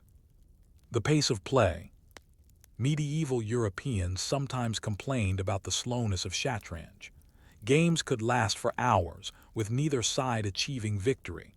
Draws were common, since the weak counselor and elephant limited offensive potential. This slowness suited monasteries, where patience was a virtue, but in noble courts it sometimes frustrated players who preferred quicker outcomes. Over time, Europeans began experimenting with rule changes. Pawns were given the option of moving 2 squares on their first move, quickening the game. The counselor's powers gradually expanded. The elephant's limited leap was replaced by the bishop's long diagonal movement. These incremental adjustments slowly transformed Shatranj into chess, though the process took centuries. Cultural resonance. Despite its slowness, Shatranj resonated with medieval Europeans because it mirrored their worldview. The board was a kingdom in miniature, the king at the center, nobles and clergy around him, knights on horseback, soldiers in the front. Each piece had its duty, its place, its limitations. To succeed required not luck but order and patience. For a feudal society structured by hierarchy and obligation, this symbolism was powerful. Unlike dice, which threatened to upend order with random fortune, Shatranj reinforced the notion that success came through discipline and careful planning. It was a game of order in an often disorderly world. A question of transformation. And yet, even as Europeans embraced Shatranj, they began to reshape it. The slow counselor would not remain weak forever. The elephant would not always leap just 2 squares. The pace of the game, once deliberate and patient, would become faster, more aggressive, more dramatic. So you might ask, what cultural forces drove this transformation? Why did Europeans, unlike Persians or Arabs, decide to empower the queen and bishop, quicken the pawns, and make the game one of bold attacks rather than quiet maneuvering? What changed in their society, their imagination, and their appetite for play? Picture 2 nobles seated at a wooden table in a French castle around the year 1300. Between them rests a board familiar to us, 8 squares by 8, but the pieces move differently than they do today. The queen creeps 1 step diagonally. The elephant leaps 2 squares. Pawns inch forward 1 at a time. The players deliberate long over each move, their game measured and cautious. This is not yet the chess you know. It is still Shatranj, transformed but not yet reborn. And yet change is stirring. The frustration of slowness. For centuries, European players had followed the inherited rules of Shatranj, but its slow pace grew increasingly unsatisfying. Games often ended in stalemates, with neither side able to break through. In a culture that valued tournaments, jousts, and the thrill of contest, Shatranj's drawn-out character felt ill-suited to the tastes of later medieval courts. By the 14th century, records already hint at dissatisfaction. Players experimented with variations allowing pawns to leap 2 squares on their first move, granting new powers to the counselor and elephant. These innovations were not official at first, but they spread from one court to another, reflecting a shared desire to quicken and enliven the game. The rise of the queen. Perhaps the most dramatic transformation was the empowerment of the counselor, Ferzan. In Shatranj, the piece was weak just 1 diagonal step. In Europe, however, the counselor became the queen, and gradually her powers expanded. By the late 15th century, she had become the most powerful piece on the board, moving any number of squares in any direction. Why this change? Some historians suggest it reflected the growing prominence of queenship in late medieval Europe. Figures like Isabella of Castile and Margaret of Anjou wielded significant political influence. The elevation of the queen on the chessboard may have mirrored these realities, giving symbolic expression to the rising authority of royal women. Others argue it was simply a way to balance the game, transforming a slow contest into a dynamic struggle. Whatever the cause, the result was profound. The game leapt from slow maneuver to rapid tactical possibilities. The transformation of the elephant. The elephant au fil also underwent change. Its limited diagonal leap was unsatisfying, leaving large areas of the board unreachable. Europeans reimagined the piece as the bishop, able to move any distance diagonally. The association may have come from the shape of the elephant piece, which resembled a bishop's mitre, or from the bishop's prominent role in European society. Whatever the case, the new bishop made the game far more fluid, joining the queen in enabling sweeping attacks. Pawns and the double step. Another innovation was the pawn's two-square advance on its first move. This change accelerated openings and increased the pace of play. Combined with the stronger queen and bishop, it transformed the early game from a slow build-up into a dynamic battle. The pawn's promotion also shifted. Where Shatranj restricted promotion to a counselor, European chess allowed promotion to any major piece, often the queen. This expanded the potential for dramatic comebacks and endgame strategies. The birth of modern chess. By the end of the 15th century, these changes coalesced into what we now recognize as modern chess. Known at the time as chess of the Mad Queen because of the queen's newfound powers, the game swept across Europe with remarkable speed. Its appeal was immediate. Faster, more aggressive, more dramatic than Shatranj. It suited the tastes of Renaissance courts and city dwellers alike. Printed books on chess appeared in the 16th century, spreading the new rules widely. One of the earliest, published in Spain in 1497 by Luis Ramires de Lucena, codified strategies for the modern game. The transition was complete. Shatranj had given way to chess. Shatranj quiet legacy. And yet the legacy of Shatranj remained. Its slower pace, its emphasis on attrition, its moral symbolism, all of these lingered in memory. In some regions, old rules persisted alongside the new, with players alternating between them. Scholars continued to study problems from the Islamic tradition, linking the new chess to its ancient ancestry. Even today, chess historians look back to Shatranj as a vital stage in the game's evolution. Its records, preserved in Arabic manuscripts, represent some of the earliest systematic approaches to strategy in board games. Without Shatranj, chess would not have emerged as the intellectual contest it is today. Cultural significance.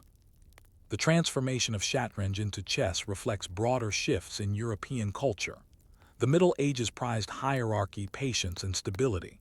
Shatranj fit that world, slow, deliberate, respectful of order. The Renaissance, by contrast, celebrated dynamism, individual brilliance, and speed. Modern chess embodied those values with its powerful queen, its fluid bishops, its sudden tactical opportunities. In this way, the history of the game mirrors the history of society.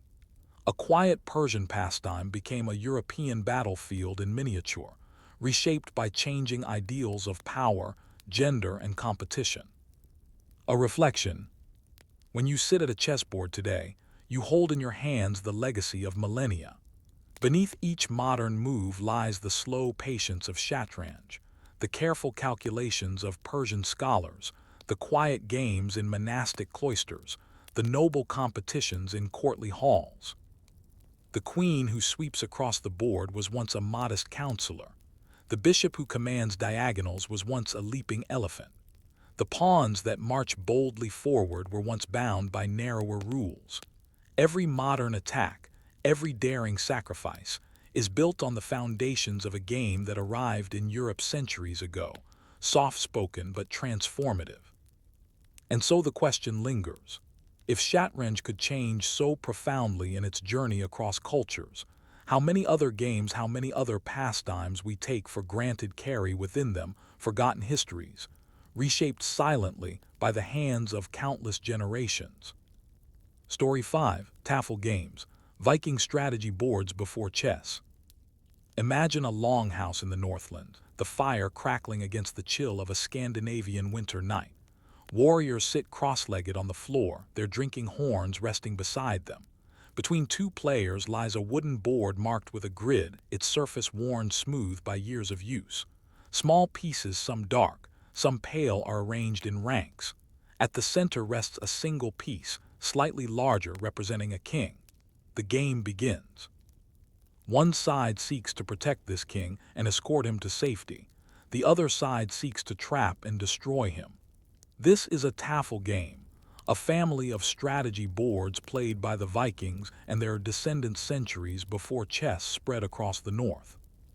Origins of Tafel. The word Tafel simply means table or board in Old Norse. The family of Tafel games was not one single set of rules, but a series of related variants, all built around a distinctive asymmetry. One side was outnumbered but commanded the king, while the other side held superior numbers but no royal peace.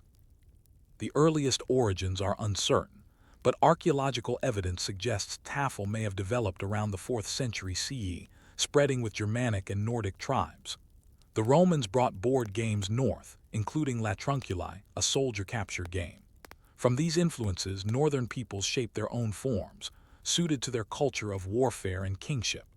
By the Viking Age, 8th, 11th centuries, Tafel was well established across Scandinavia, the British Isles, and beyond. Boards and pieces.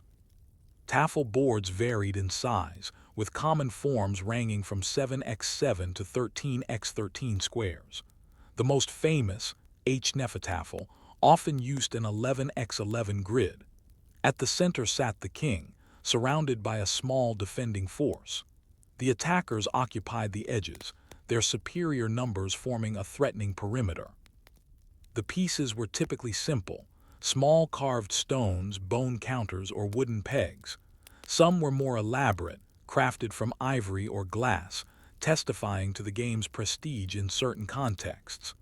The king piece was often larger or distinctively shaped, signifying his special role. The movement of pieces resembled that of the rook in chess, any number of squares along ranks or files, but never diagonally.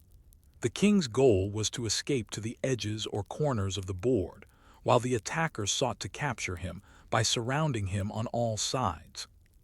A game of asymmetry. The asymmetry of Tafel made it unique among ancient games. One player controlled the king and defenders, fighting against odds. The other commanded the attackers, seeking to overwhelm by force of numbers. Each role demanded different strategies. For the defender, the challenge was mobility, keeping the king free and maneuvering him toward escape. For the attacker, the challenge was coordination, closing ranks and cutting off routes. The game dramatized themes of siege and resistance, central to the martial imagination of the North. Unlike games of equal armies, Tafel embodied the realities of Viking warfare, where bands of warriors might defend a chieftain against larger forces, or where kings might be hunted by rivals. It was not abstract symmetry, but lived experience transposed onto a board. Tafel in Viking culture. Tafel was more than amusement. It was part of the cultural fabric. The Edda and the sagas make passing references to board games, sometimes linked to moments of tension or leisure. In Egil's saga, for instance, Egil Skallagrimsson plays a board game with a rival, a match that escalates into violence when tempers flare.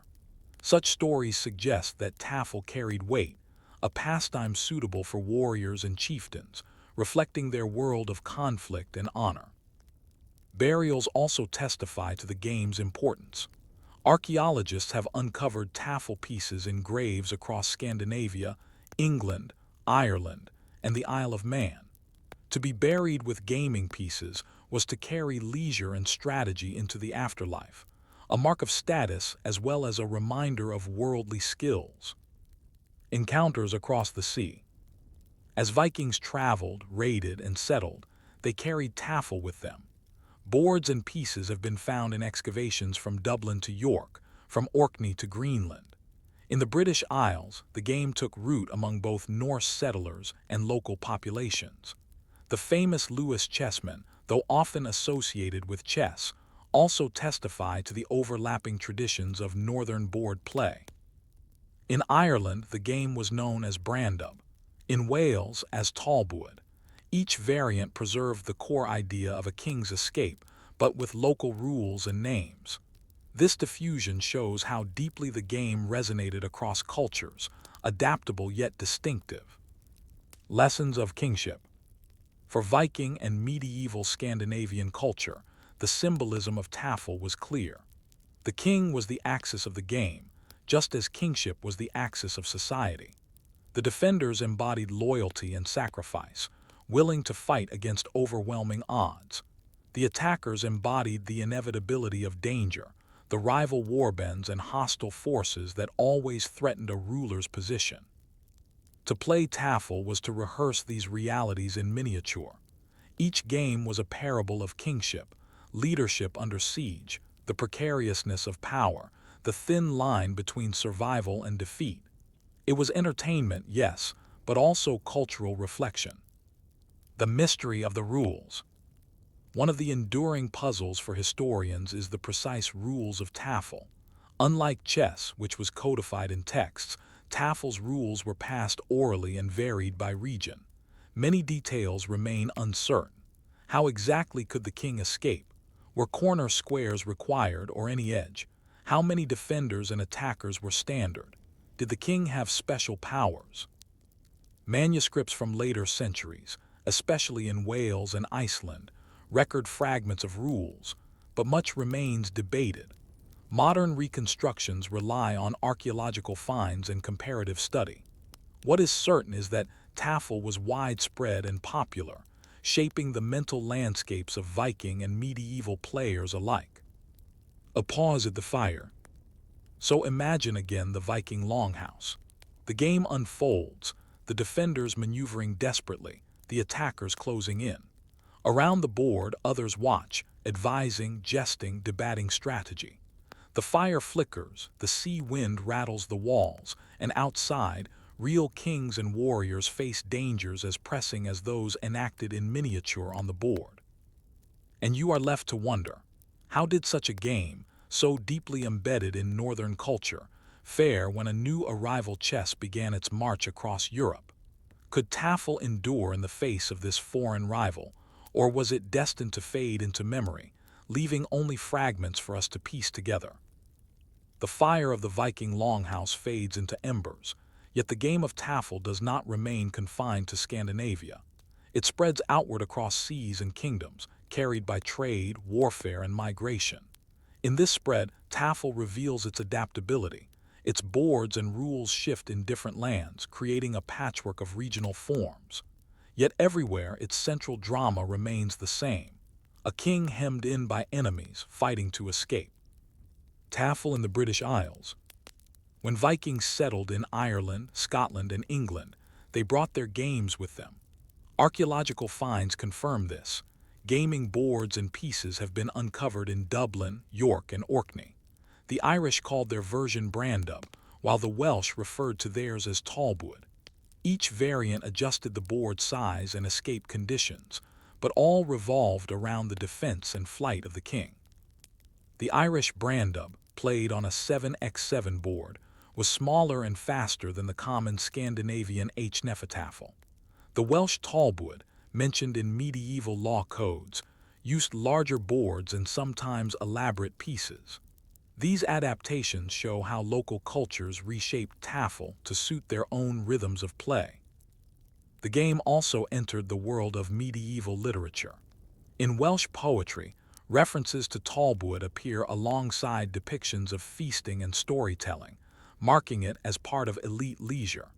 The game was not only a Viking import but a feature of cultural exchange, absorbed into local traditions while retaining its distinct essence. Continental connections. Tafel was not limited to the British Isles. Evidence suggests that related games reached as far as Eastern Europe. The Baltic trade routes, dominated by Norse merchants, likely carried boards and rules with them. In some Slavic regions, echoes of Tafel appear in references to asymmetric games of pursuit and capture. Still, it was in the North Atlantic and British Isles that Tafel left its clearest mark. There, the combination of Viking settlement and cultural intermingling gave it staying power. For centuries, Tafel coexisted with other games of chance and strategy, part of the tapestry of medieval play. Regional variants.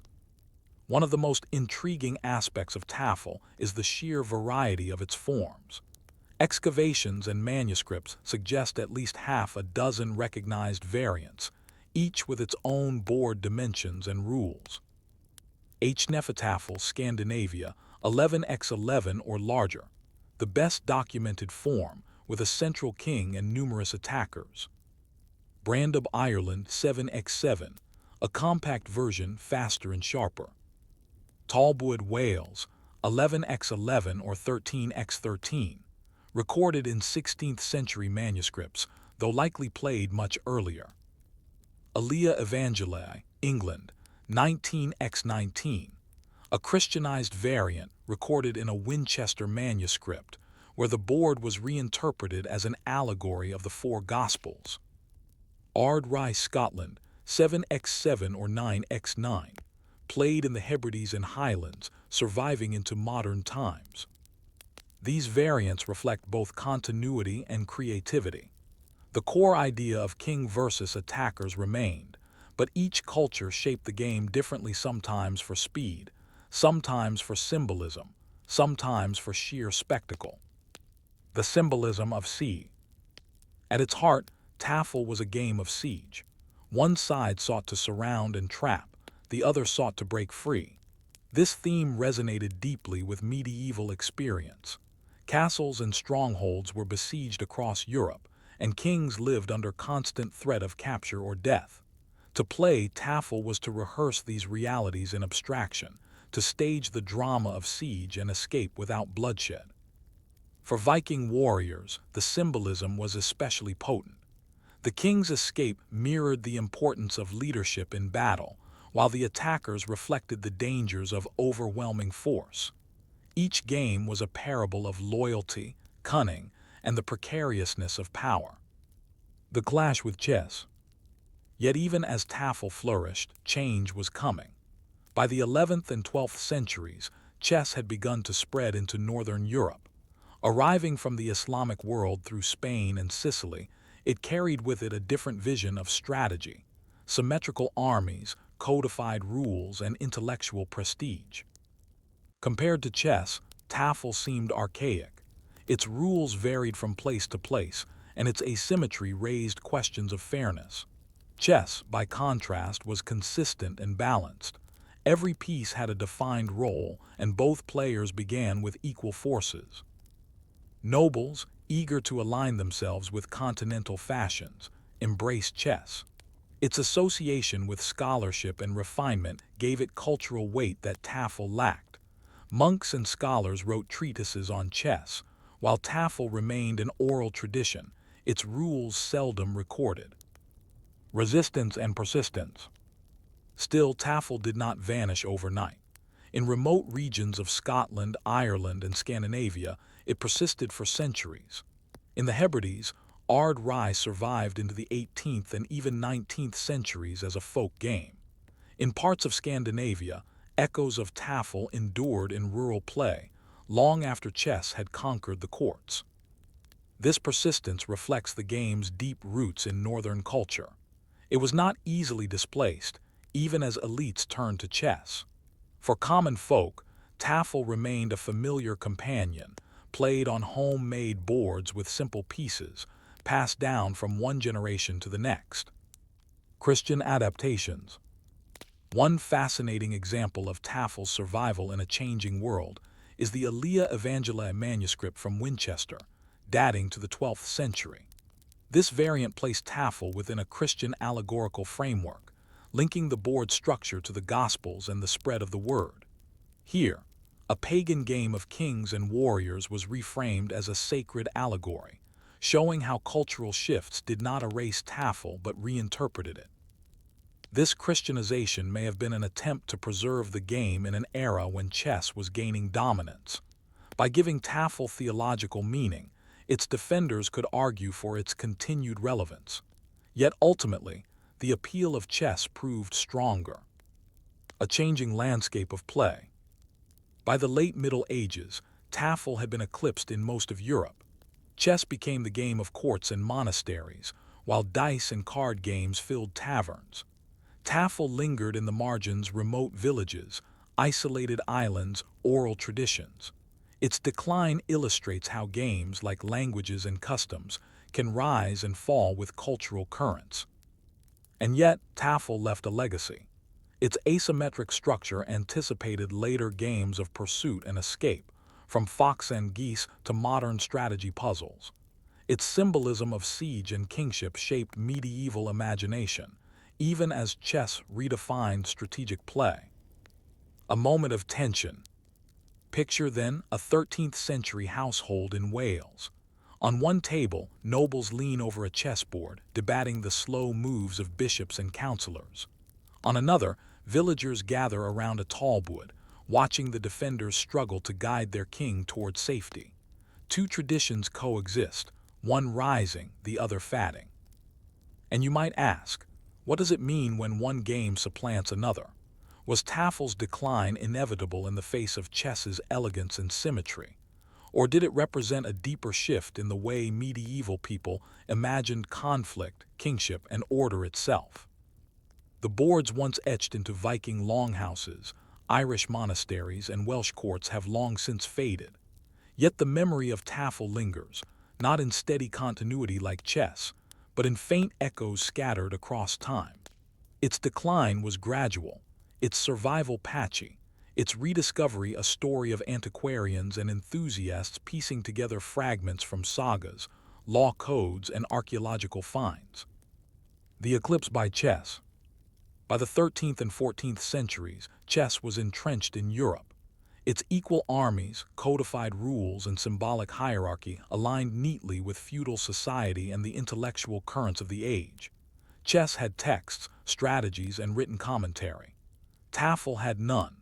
It was passed orally, varying from village to village, and its asymmetry, once a source of excitement, began to feel awkward compared to chess's balance. Among the nobility, chess became the fashionable choice. Illuminated manuscripts show lords and ladies seated at chessboards, while Tafel receded to the margins. The monastic world, which celebrated chess for its symbolic order, left little space for Tafel's chaotic sieges. The game was never formally banned, but it slipped from the centers of power. The lingering folk game. Despite its decline in courts, Tafel endured in rural communities, particularly in the far north and west. In Scotland's Hebrides, a smaller variant known as Ard Rai was still played into the 18th and 19th centuries. In Iceland, echoes of Tafel lingered in saga descriptions, where board games were associated with tension and status. These folk survivals reveal a resilience rooted in simplicity. Tafel required no elaborate set. A grid scratched into wood or stone, a handful of pebbles or bones, this was enough. For centuries, villagers continued to enact the old drama of king and enemies, long after chess had conquered the courts. Records in law and literature.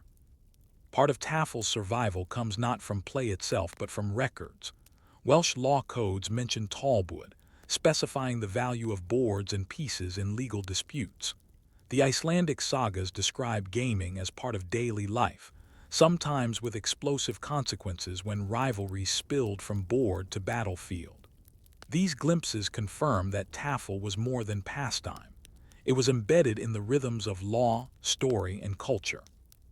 The Alia Evangelia manuscript from Winchester remains a remarkable witness. By reinterpreting Tafel within Christian allegory, its author sought to preserve the game's relevance. Though its rules are obscure, the manuscript demonstrates how Tafel could be absorbed into new frameworks, adapted to shifting times. The final fading.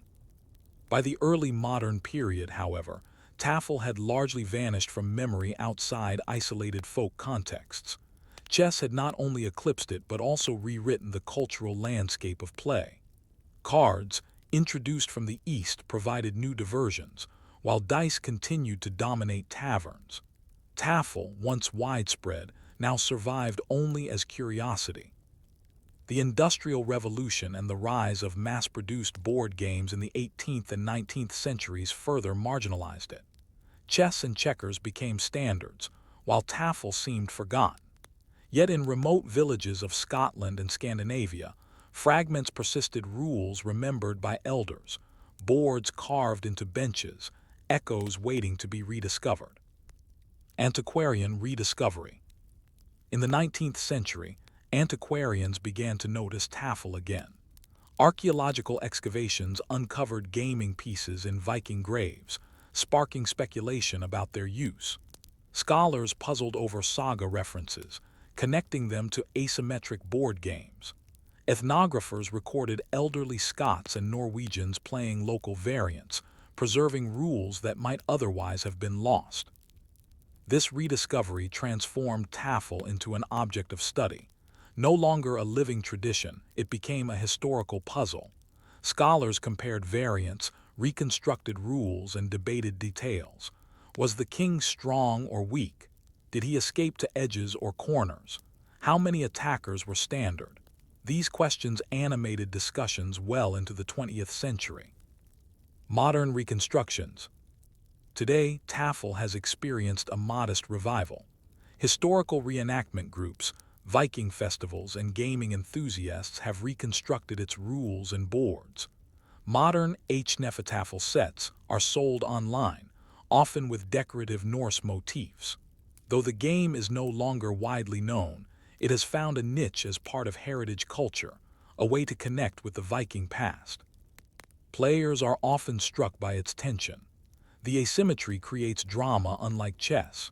The king's desperate flight, the attacker's tightening noose, the sudden reversal when a path opens or closes. In this, Tafel offers a different kind of strategic experience, less balanced perhaps, but rich in narrative. Symbolic afterlife. Even without widespread play, Tafel's symbolism has endured. The image of a king surrounded by enemies struggling to escape resonates in literature and film. It echoes the Viking sagas, portrayal of embattled chieftains, the medieval chronicles of sieges, the timeless story of power under threat. To study Tafel is to glimpse how games can reflect society. Its asymmetry mirrored a world of constant danger, where leadership meant exposure, and loyalty meant defense against overwhelming odds. Its decline reflects changing values, from asymmetric survival to symmetrical order, from oral tradition to written codification. A reflection.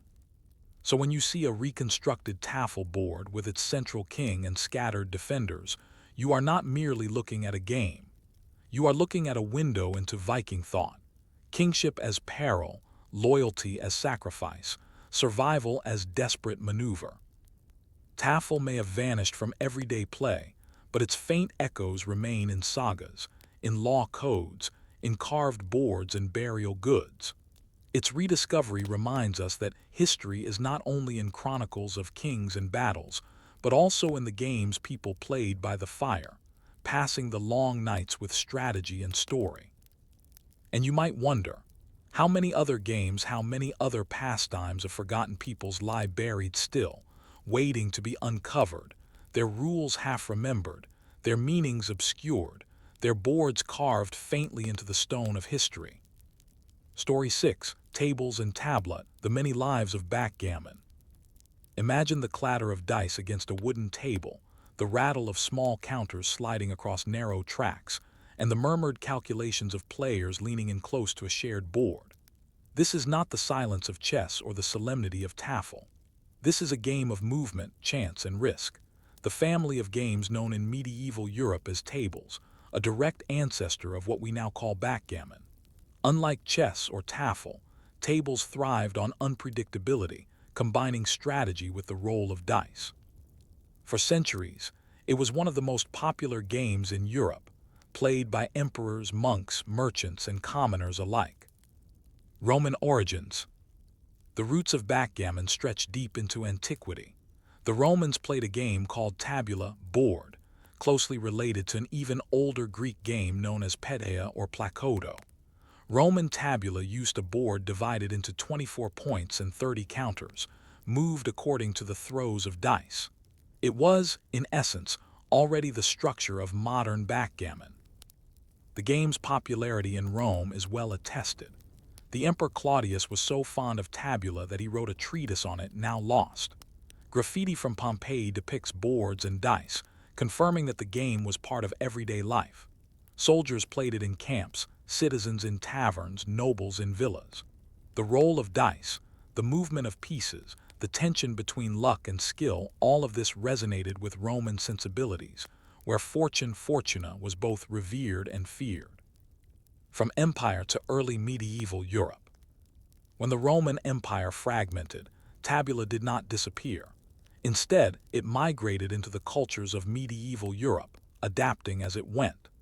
By the 6th century, references to dice and board games appear in Christian writings, often with warnings against their dangers.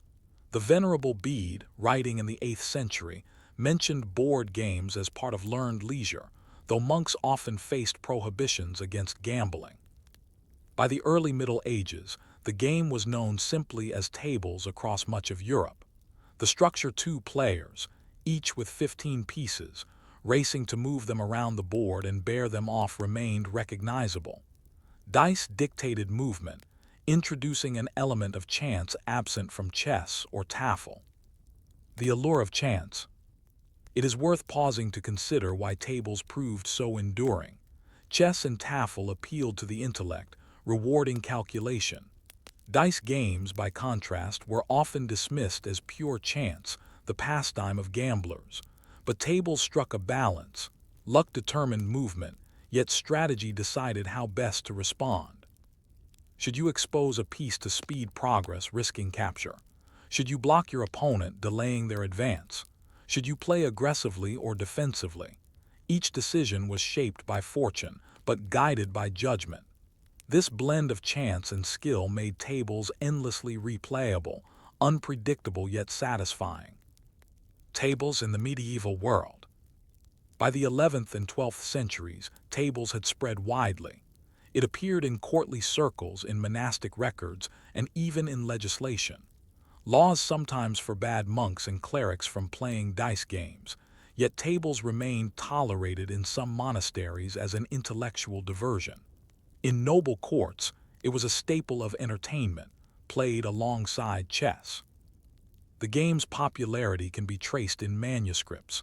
Illuminated texts depict kings and courtiers bent over tables' boards, the dice held aloft, the pieces mid-move.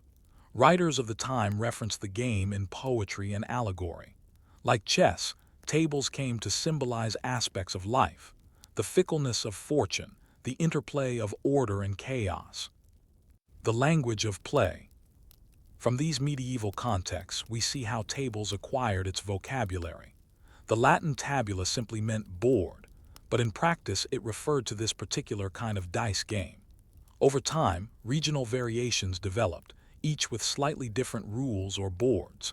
In France and England, tables became the standard term. In the Nordic world, related games like tablet emerged, blending features of taffel and backgammon. Royal enthusiast. Tables was no mere pastime of commoners. Kings themselves were known to play, sometimes with great enthusiasm. Records describe William the Conqueror as a player, and later monarchs such as Edward I and Louis IX of France owned luxurious boards. In some courts, finely carved boards with inlaid pieces became status symbols, gifts exchanged among nobles, signifying both wealth and refinement. At the same time, tables was also accessible. Unlike chess, which demanded study, tables required little formal instruction. Anyone who could roll dice and grasp simple movement could participate, though mastery came with practice. This dual character, noble yet common, made it one of the most democratic games of the Middle Ages. The Church and the Dice. Despite its popularity, tables had a complicated relationship with the church. Dice, central to the game, were associated with gambling, vice, and idleness. Church councils sometimes condemned dice games, and clerics were warned against indulging. Yet tables persisted even in monastic contexts, perhaps justified as a test of reason against fortune rather than mere gambling. Some sermons used tables as allegory. Just as dice could bring sudden reversals, so too could fortune in life upend the plans of men. The board, with its shifting positions, became a metaphor for human existence, uncertain, precarious, subject to forces beyond control. Survival and skill. Through the Middle Ages, tables survived because it struck a balance few other games managed. It was simple enough for commoners, yet sophisticated enough for nobles. It carried risk, yet rewarded skill. It entertained, yet could be framed as moral reflection. By the 13th century, references to tables are so frequent in European texts that we can safely say it was one of the dominant games of its age. Alongside chess and taffel, it formed a triad of medieval strategy play, one based on intellect, one on asymmetric struggle, and one on the tension of chance. A moment of reflection. Picture, then, a medieval inn somewhere along a trade road in France. Merchants gather after a long day, their packs resting by the fire. On a table between them lies a board, divided into narrow triangles, the dice ready to tumble. They laugh, groan, argue as pieces advance and retreat. For them, tables is not just pastime but connection. A way to test fortune, to share stories, to fill the uncertain nights with the clatter of wood and bone. And you might ask, how did this game, so widely beloved, evolve over centuries? What paths did it take as it spread into different regions, from England to the Nordic lands, transforming into countless variants like Irish fichnell or Swedish tablet? If chess was the game of order and taffel the game of siege, then tables was the game of fortune. It spread widely across Europe during the Middle Ages, not as a single codified form, but as a family of related games, each shaped by regional traditions. What united them was the same basic structure: dice rolls determining the movement of pieces along a track, with the goal of bearing them off before your opponent. Yet the variations reveal much about medieval attitudes toward chance, risk, and strategy. England and France, the courts of tables. In England and France, tables became especially fashionable among the nobility. Records from the 12th and 13th centuries describe kings and courtiers indulging in the game. The poet Chaucer, in the Book of the Duchess, referenced tables as part of aristocratic leisure. The Liber Ludorum, a medieval catalogue of games, lists tables alongside chess as a defining pastime of the age. By the 14th century, English law had begun to regulate gambling on tables, a sign of its prevalence in taverns as well as palaces. The game's accessibility, requiring only a board and dice, ensured its spread across social classes. Yet finely carved boards, often portable and decorated with ivory or inlaid wood, marked it as a noble pursuit as well. French manuscripts illustrate tables in courtly settings, players bent intently over the board, dice cast with deliberation. The dual character of the game, elegant yet risky, made it an ideal companion for the aristocracy, who lived with fortune's constant reversals in politics and war. The Irish fichnell. In Ireland, a distinctive variant called fichnell emerged. It followed the broad principles of tables but incorporated local customs, including distinctive opening setups and terminology.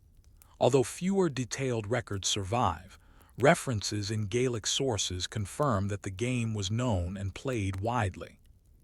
The presence of fichnell reminds us that tables was not simply imported wholesale, but adapted, shaped by regional traditions of play.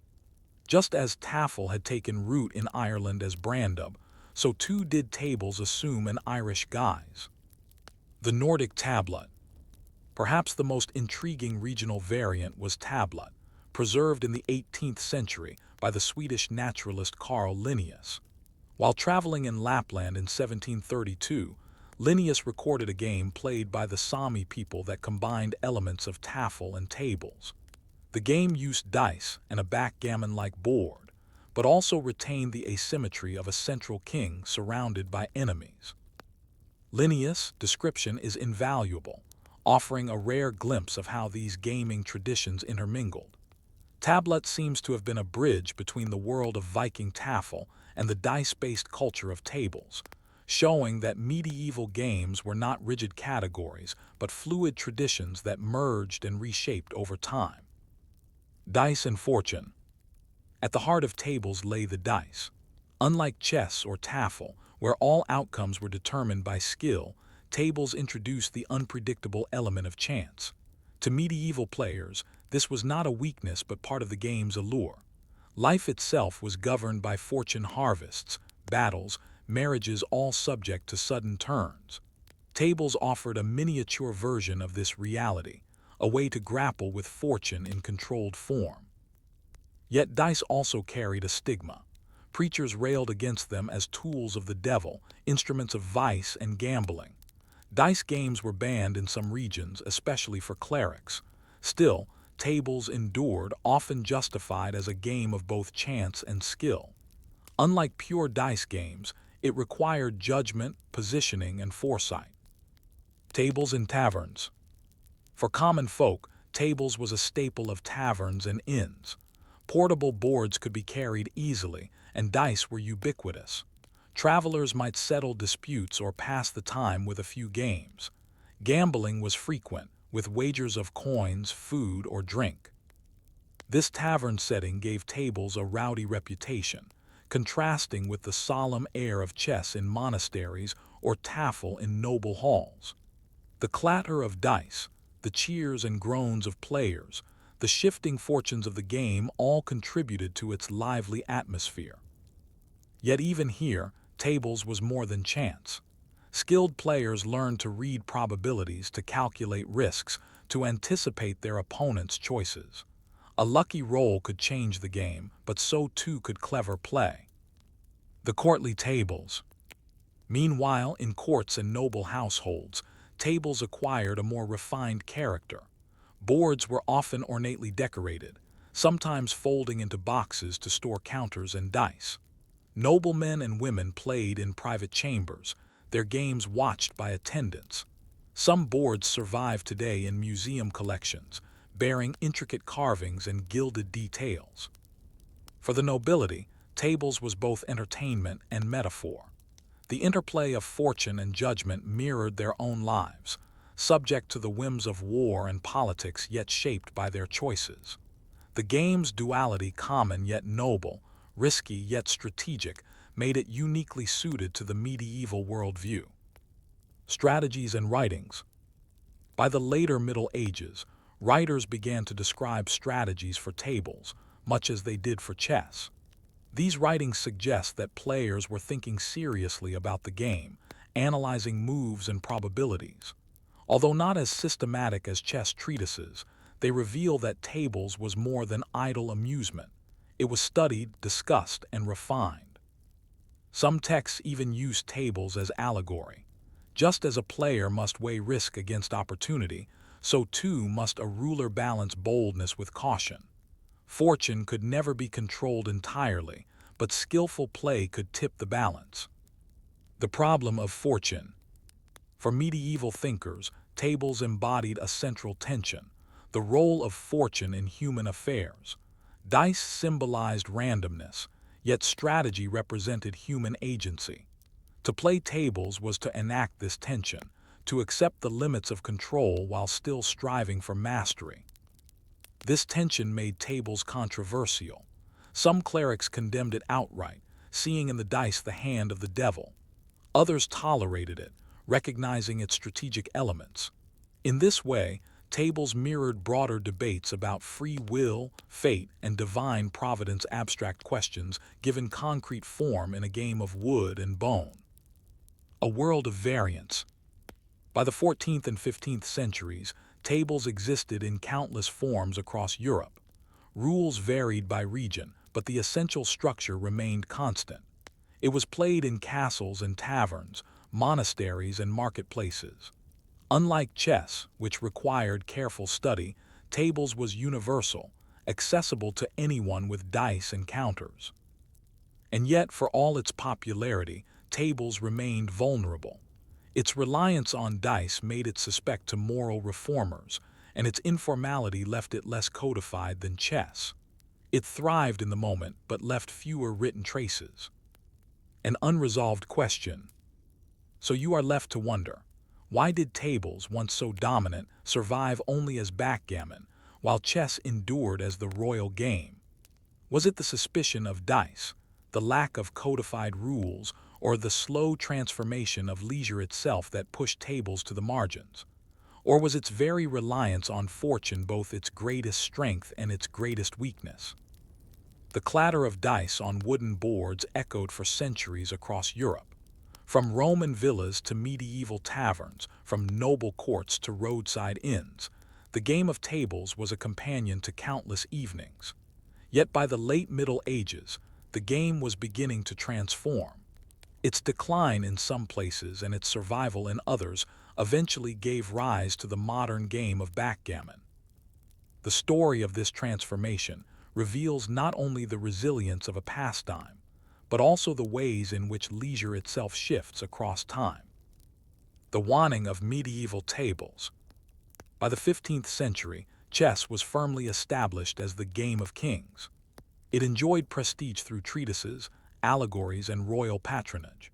Tables remained popular, but its reputation was more ambiguous. The reliance on dice made it vulnerable to criticism. Gambling scandals, clerical prohibitions, and social reformers all targeted dice games, often without distinguishing between simple chance play and the more strategic tables. This tension did not end tables' popularity, if anything. It remained one of the most commonly played games in Europe, but it placed the game in a precarious position. Nobles could defend chess as a tool of intellect. Tables, despite its strategic dimensions, was harder to protect from association with dice-driven vice. Surviving in the margins. Still, the game endured. In taverns, its accessibility kept it alive. Simple boards, portable sets, and dice made it universal. Soldiers played it in camps, travelers in inns, peasants in villages. It persisted across classes, a democratic game in ways chess never was. Even in courts, tables continued, though often without the prestige it once enjoyed. Ornate boards survive in museum collections, evidence that nobles valued it as an elegant diversion. The dual life of the game, common yet refined, ensured its survival, even if it no longer held the symbolic weight of chess. Early modern transformations. The key transformation came during the 16th and 17th centuries, when tables began to crystallize into more standardized forms. Rules that had once varied by region became more uniform, especially in England and France. New variations emphasized quicker play and more structured strategies.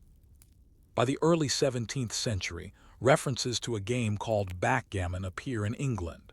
The word itself is thought to derive from the Middle English beak, back, and gammon, game, referring to the rule that pieces could be sent back to start when captured. This feature, present in tables but emphasized in the new rules, became a defining hallmark of backgammon. Backgammon and the English taste for play. Backgammon flourished in England during the Stuart period. The combination of dice and skill matched the cultural taste for games of wit and risk. Coffee houses and inns became centers of play, with backgammon boards as fixtures alongside cards and other pastimes. The game's appeal lay in its balance. Dice introduced fortune, but strategy determined success.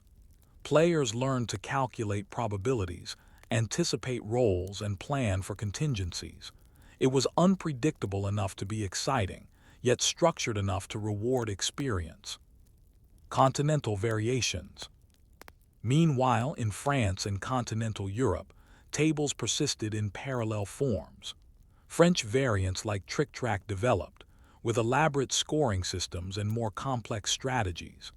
These versions placed less emphasis on speed and more on careful play, reflecting different cultural tastes. Trick-track in particular became popular in French salons and aristocratic circles during the 17th and 18th centuries. It was slower and more deliberate than backgammon, often lasting hours, and was celebrated for its refinement. In this divergence, we see how the old tables family splintered into distinct regional airs. The fast-paced English backgammon, the measured French trick-track, and other local forms. The persistence of tableau. Interestingly, even as tables evolved into backgammon, echoes of earlier traditions survived. The Sami game tablet, recorded by Carl Linnaeus in the 18th century, preserved elements of both taffel and tables. Though not widely played beyond the far north, it demonstrated how old traditions lingered in pockets, resisting the dominant currents of change. Moralists and dice. As backgammon rose, so too did its critics. Moralists continued to condemn dice games, associating them with gambling and waste. Some authorities banned or restricted play, particularly in taverns. Yet these prohibitions only highlight the game's popularity. Despite criticism, it endured, woven into the daily fabric of leisure. What distinguished backgammon from pure dice games was its balance of chance and skill. Defenders could argue that it was not merely gambling but a contest of judgment. This defense echoes arguments made centuries earlier about tables, but in the early modern world, with rising interest in probability and mathematics, the argument gained new weight. Backgammon and the mathematics of chance. The rise of probability theory in the 17th century further transformed the perception of dice-based games. Mathematicians such as Pascal and Fermat corresponded about problems of chance, inspired in part by dice. Games like backgammon became laboratories for thinking about probability, risk, and calculation. What had once been condemned as frivolous could now be reframed as intellectually respectable. This intellectual shift did not erase the association with gambling, but it did elevate the strategic dimension of the game. Skilled players could justify their play as study, calculation, and mastery of chance. From leisure to legacy. By the 18th and 19th centuries, backgammon had established itself firmly in European leisure. In England, it remained a common pastime in clubs and homes. In France, trick-track retained aristocratic favor. In Germany and elsewhere, regional variants persisted. Everywhere, the descendants of tables survived in some form. The modern standardization of backgammon came in the 20th century, when international rules were codified and the doubling cube introduced, adding a new layer of strategy. Yet beneath these refinements, the core experience remains the same as medieval tables. Dice rattling, pieces racing, fortune and judgment entwined. Symbolic legacy. The symbolic power of tables also lingered. Medieval writers had used the game as a metaphor for fortune. Early modern thinkers continued the tradition. Backgammon became a figure for life's unpredictability, its sudden reversals, its blend of fate and choice. In literature, references abound. From Shakespeare's England to 18th century novels, the image of players bent over boards remained familiar, signifying both leisure and the gamble of existence. Reflection. When you look at a modern backgammon board, you are seeing more than a game. You are seeing the survival of Roman tabula, the popularity of medieval tables, the dice of taverns, the ornate boards of courts, the criticisms of clerics, the defenses of mathematicians. You are seeing centuries of human play, transformed but continuous. Tables was never as solemn as chess or as symbolic as taffel, yet its endurance lies precisely in its balance of luck and strategy. It was a game for everyone, emperor and peasant, monk and soldier, noble and tavern-goer. And so the question lingers. What does it mean that backgammon, born of tables, still thrives today, while so many other medieval games lie forgotten? Is it the eternal appeal of dice, the drama of fortune, or the comfort of knowing that even when chance rules, skill still matters.